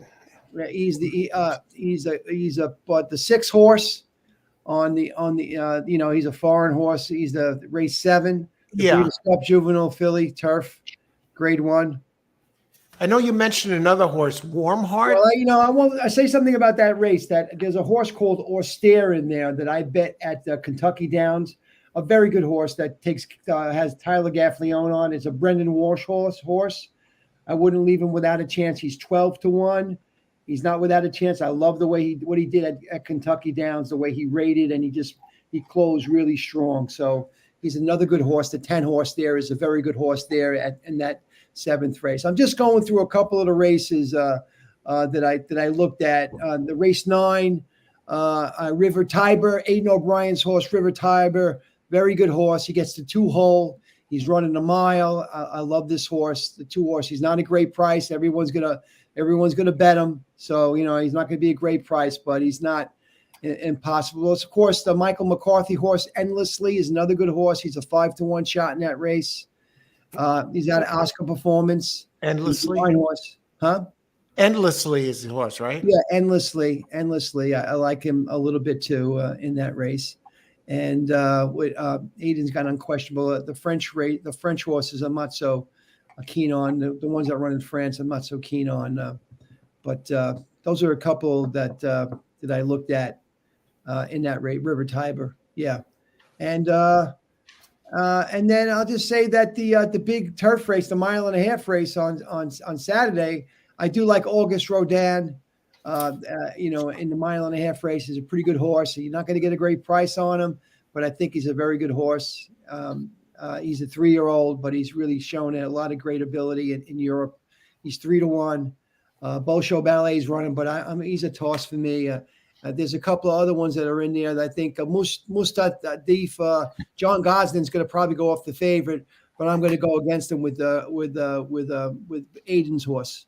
I would say that Exactor, the Exactor there for me is, 5, 2 strong Euros, 5'9", 59. I was born in 59. I'll go with that. And I said a few things. Maybe John wants to say a few things because I did some studying. I wanted to get that out there, man. Let me jump in here before, I'm writing all these things down and it just dawned on me. You started giving these picks out. Thanks so much, Robert, for sharing these picks, the handicapping for all these races. When you watch the replay of this, of course, the replay is at the same link. Just move it for the cursor up to about the 1 hour and 40-minute mark. And then you could just take Robert's picks one by one and write them down then. And then take a look at the horses. What I'm going to do, Bobby, is look these horses over. Again, go to the 1 hour and 40-minute mark. And it might be a minute or two past that. But you hear Robert start giving out his picks. And I'll give you my feedback on these horses when I get a chance to look at them. Yeah, that was just some Euros that I looked at. Maybe John has a few Euros he wants to talk about. I don't know if he has any. He pointed any out. I pointed a few out that I had looked at. That's all. Thanks so much. That's excellent. And Robert, you see, he knows his stuff. So tremendous. Well, I want you to see something that you may never see again. Okay. Okay. Right on. Because we talked about Clapton using the Breeders' Cup as a prep race. Right. But what if I told you there is a horse running this weekend who is dropping in class to run in the Breeders' Cup? I'll get my pencil. Dropping in class. Yeah. And is running in the Breeders' Cup. And is dropping in class. Who would that be? Is it Friday or Saturday, John? Saturday. Okay, Saturday. Okay. And we're going to go to the Breeders' Cup Filly and Mare Sprint. Okay. Was that race 10? No, that's race number 5. Okay, race 5. Okay, let me see. Let me go here. Race 5. Okay, got you. Okay, now look at the number 6 horse, Mikael. Uh-huh. Okay, a Japanese horse who is dropping in class. Now, why am I saying this horse is dropping in class? Look at the PP lines. Does anything stand out other than they're all grass races?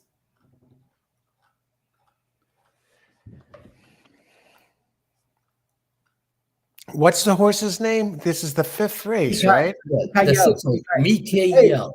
Mikael. Now, what did you say, John?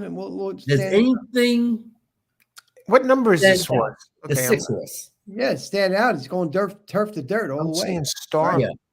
I'm looking. Turf to dirt. No, John? Yeah, well, that's one thing, but that's not Right. the main thing. That's not the main thing. And you see, she has not been running well lately, and she has been beaten pretty badly, especially the last 3 starts. Right. Okay. But what else do you notice about those races? Hang on. Number 6. Other than the last 5 races being Group 1 races, they're all against the boys. Oh, you sly trombone, you. Wow. When was the last time this horse ran against girls? Right. Look at the date. How do you see that I'm looking for that on the racing form. Okay, hang on a second. How do you see that on the racing form? Okay, now this is a turf sprint. I'm just looking at something here. I'm just going to take your word for it. I mean, Hang on a second. Okay. Okay, go ahead. I'm When you listening. run against the girls, you have the little letter F for females right next to the race. When was the last time he had the letter F in a PP line?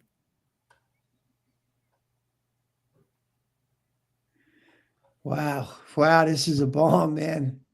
April 2021. She's been running against the boys for the past 2.5 years. And now she's going to run against the girls. Wow. If that's not dropping in class, I don't know what is. John, how do you figure like on the formulator? Did they show that on the formulator? Yeah, just look, it has the letter F for the filly. No, for filly mare. Oh, Philly and mare. Yeah, look at the name of the race, and you see the letter F. Right. You know, that means it's a girls' race. Right.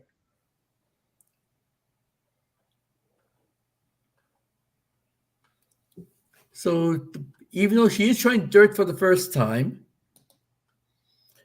but she's dropping in class from running against the boys to running against the girls again. And look at the price she's going off at. Wow. That's a bomb, man. I got to. What are the odds on that? I love that angle. It's a great angle, man. She's 15-1 morning line, and chances are she's going to be higher because everybody's going to be betting Chad Brown's horse, Goodnight Olive. Oh, yeah, Good Night Olive. You know, I think that one might be vulnerable in this race, but they say in the notes they didn't ship halfway around the world for the scenery, and it's not as if this is the strongest renewal we've seen. Very interesting. That's what the notes say. Interesting. Because as I've talked to Alan in the past about certain things, sometimes when you're handicapping, it's not all about numbers. Right. You have to look at trainer intent and things like that. Right. And maybe this horse is a dirt horse, just like the horse who won the Dubai World Cup turned out to be a dirt horse. Maybe so. I mean, look at all these grade ones. Wow. But all against the boys. Yeah, all against boys. so this is actually a class drop.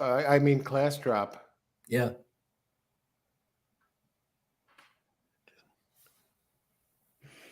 Interesting. Class drop. There's another one in here that looked interesting.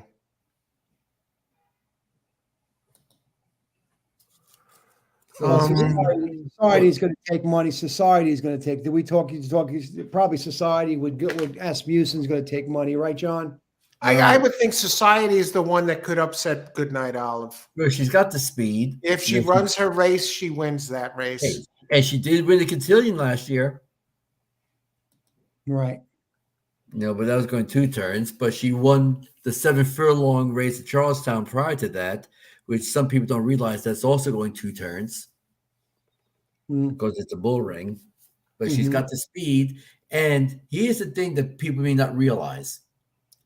Echo Zulu, the plan was to run her against the boys in the Breeders' Cup Sprint because they wanted Society to run in this race, and Gunite was going to run in the Breeders' Cup Dirt Mile.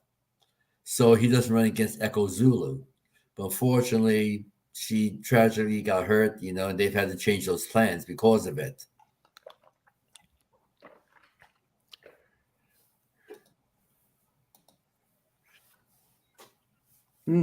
I'm just looking at that Miguel.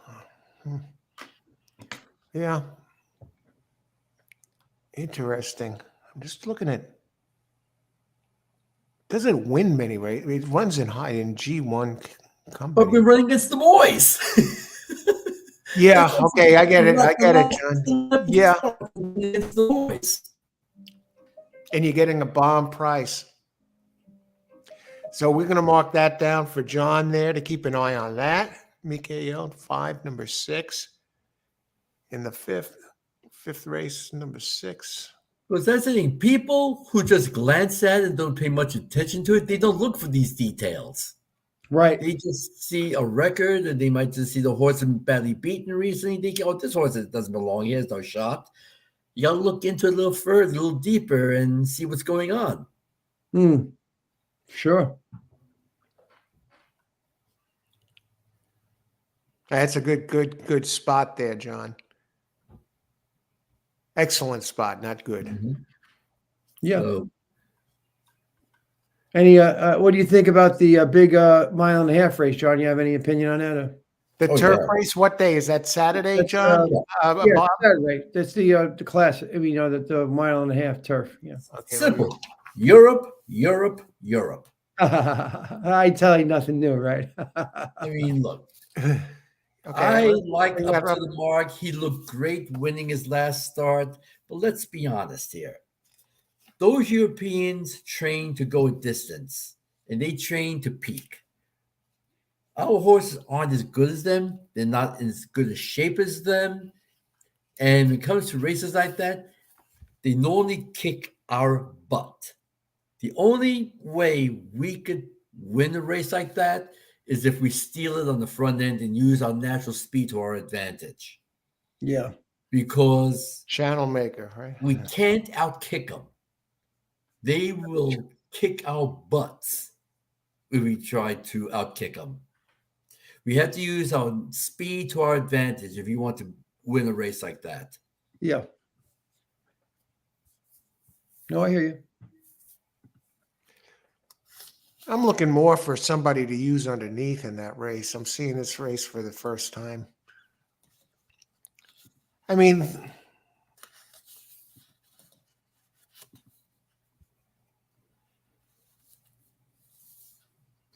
I really like up to the mark and most out of. Oh, I don't know. And get smoking, his scratch, by the way, from that race. Okay, 6 is scratch. Look at the numbers of the 8 with Irad Ortiz and Todd Pletcher up to the mark. Mm-hmm. He's had a great year. There's no doubt about it. He's already in the 9. Who was it? Crowley and you're talking about the classic, right? The 1.5 miles. 1.5 miles. I'm telling you, it's the horse. Well, John has said the Europeans, but the 9 is the Euro. Deep Impact is a good horse. It's August Rodin. I know the price is not. He's going to be the favorite probably. Maybe not. If I'll 3 to 1, I'll take him to win for sure. That's a gift. Broom is in there again, John. Broom, good old Broom. Mm-hmm. Broom is a 7-year-old, John. What do you feel about that? What number is Broom? He's 7. He's 7, and he's 7 years old, John. And he's adding blinkers. And he's still, but I'm saying he's still running at 7 years old, man. At a Breeders' Cup. You know what I mean? Wow, it's something else. It's crazy. It's the way they treat the horses really pretty good, John. No? Yes, they do. Aiden definitely knows how to do it the right way. Yeah. 7 years old running in the Breeders' Cup. Wow. Yeah. Bolshoi Ballet. I'm just looking for somebody to use a. Well, the 9 horse is a very good horse also. Gosden's horse with Crowley on him. He's a good horse too. I watched some of his races, and he's a grade 1 horse, man. He's definitely, I think, my second pick. He's a What number is that? He's the 9 horse. He's the 9 horse. I think he's going to go off the favorite,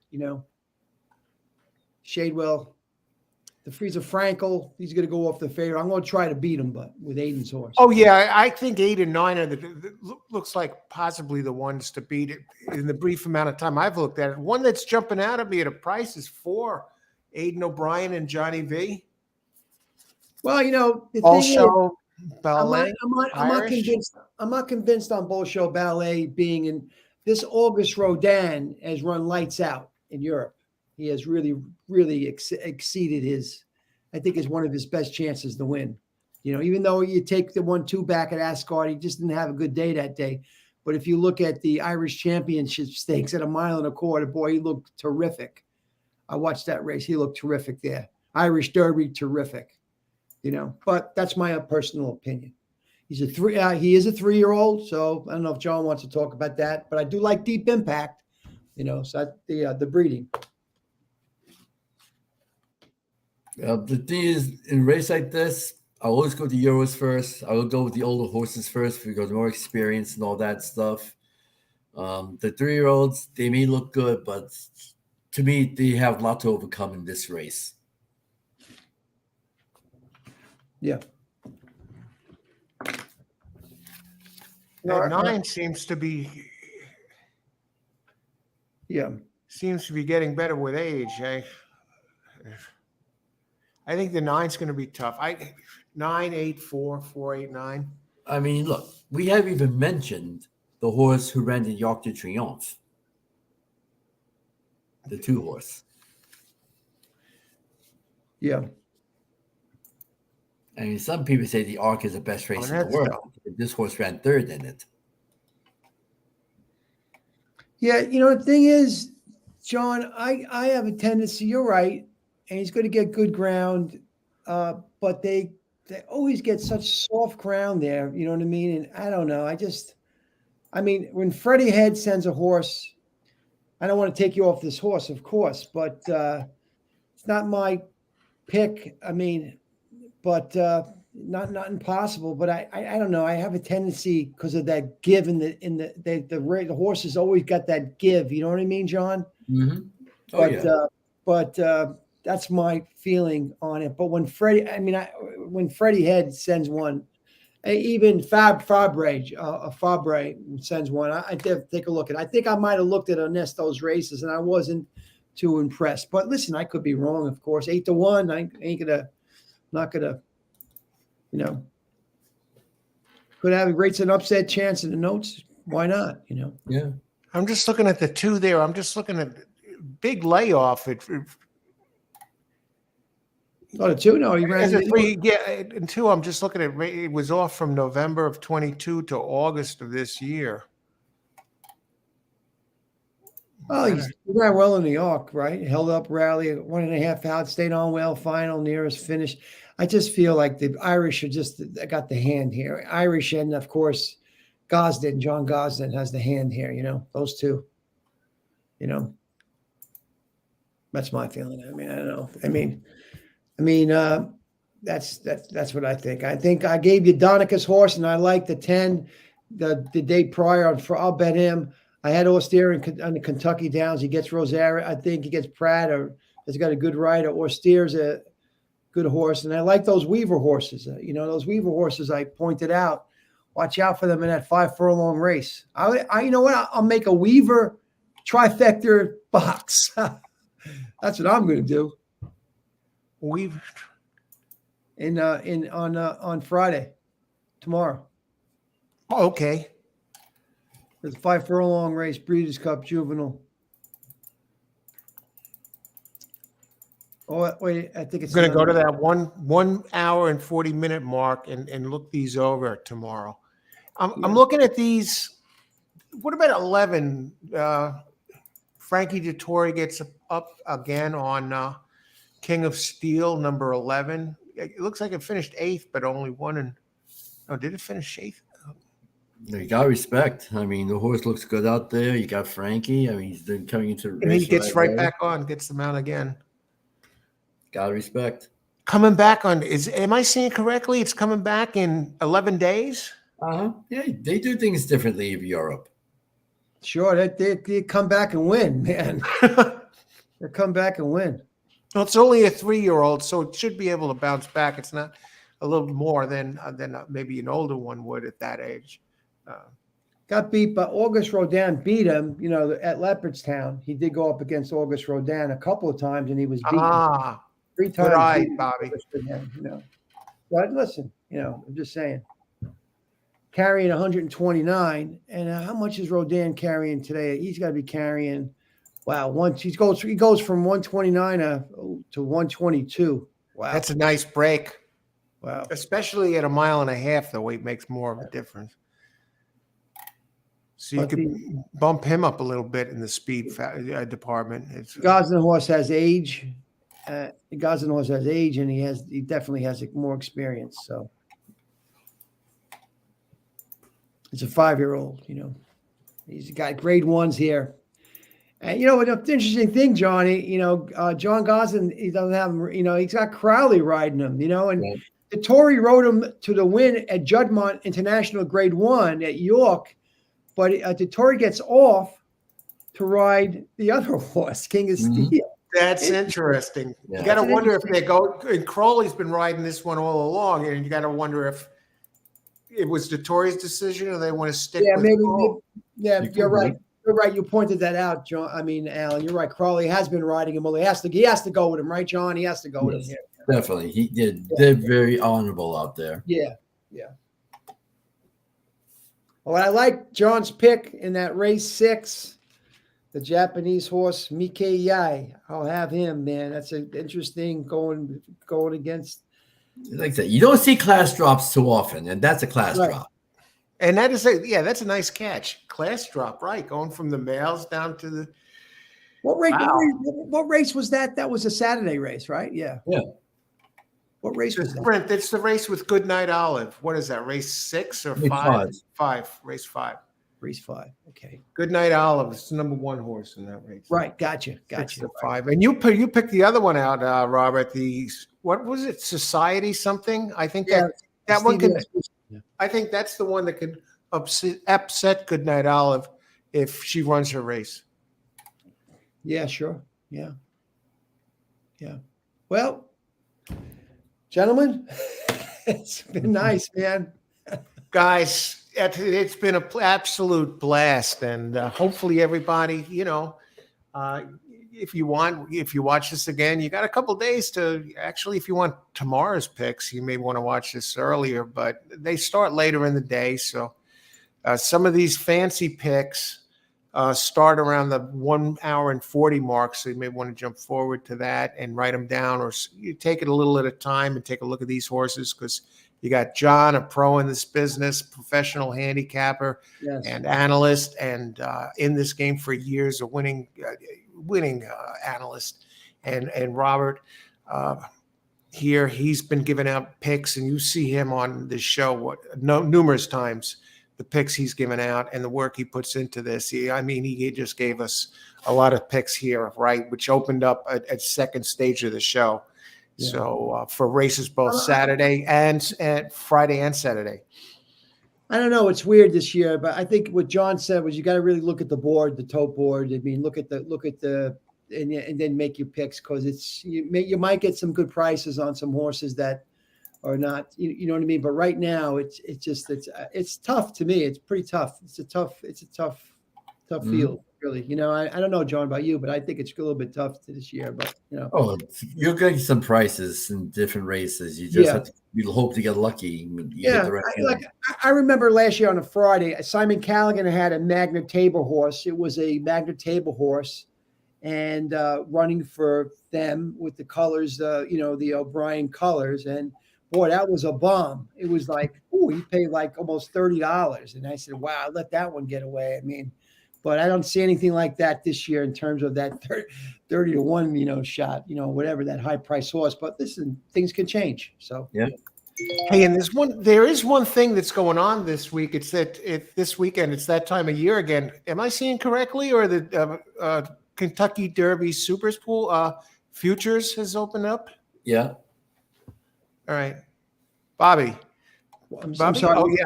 Oh no, it's that time of year again. The Kentucky Derby futures opens this weekend. Yeah, I'm not really a big lover of the opening. I kind of like watch after the Florida Derby. I might make a wager. I like the Florida Derby as a. I actually have picked a couple of horses out of the Florida Derby this last year, and of course Nyquist, where I got 125 to 1 odds. I don't know how I did that, but Yeah, it's a hell of play in Nyquist. And John, you looking at anybody for the future? I'll take a look at it. I'll see who the entries are and see if I never take a look at it handicapping wise because it's too early. But what I like to do is they give you the exacta option. And what I did one year is I wheeled the exacta all with the rest of the horses. Okay. And that year, out of the 23 horses, Yeah. only one made the Derby. Holy smokes. So as soon as the gate opened, I hit that bet because I had the field, which was everybody else.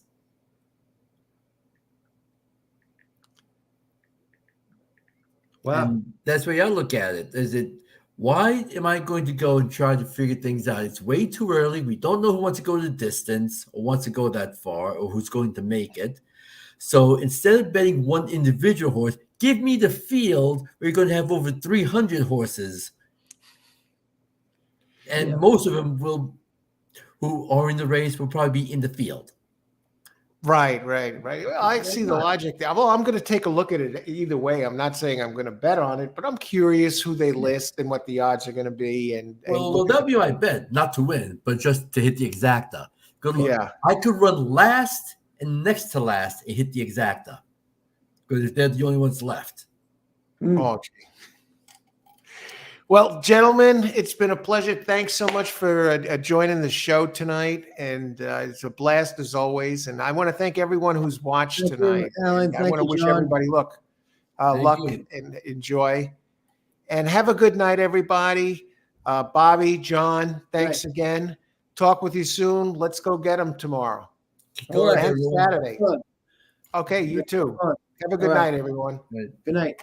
Night.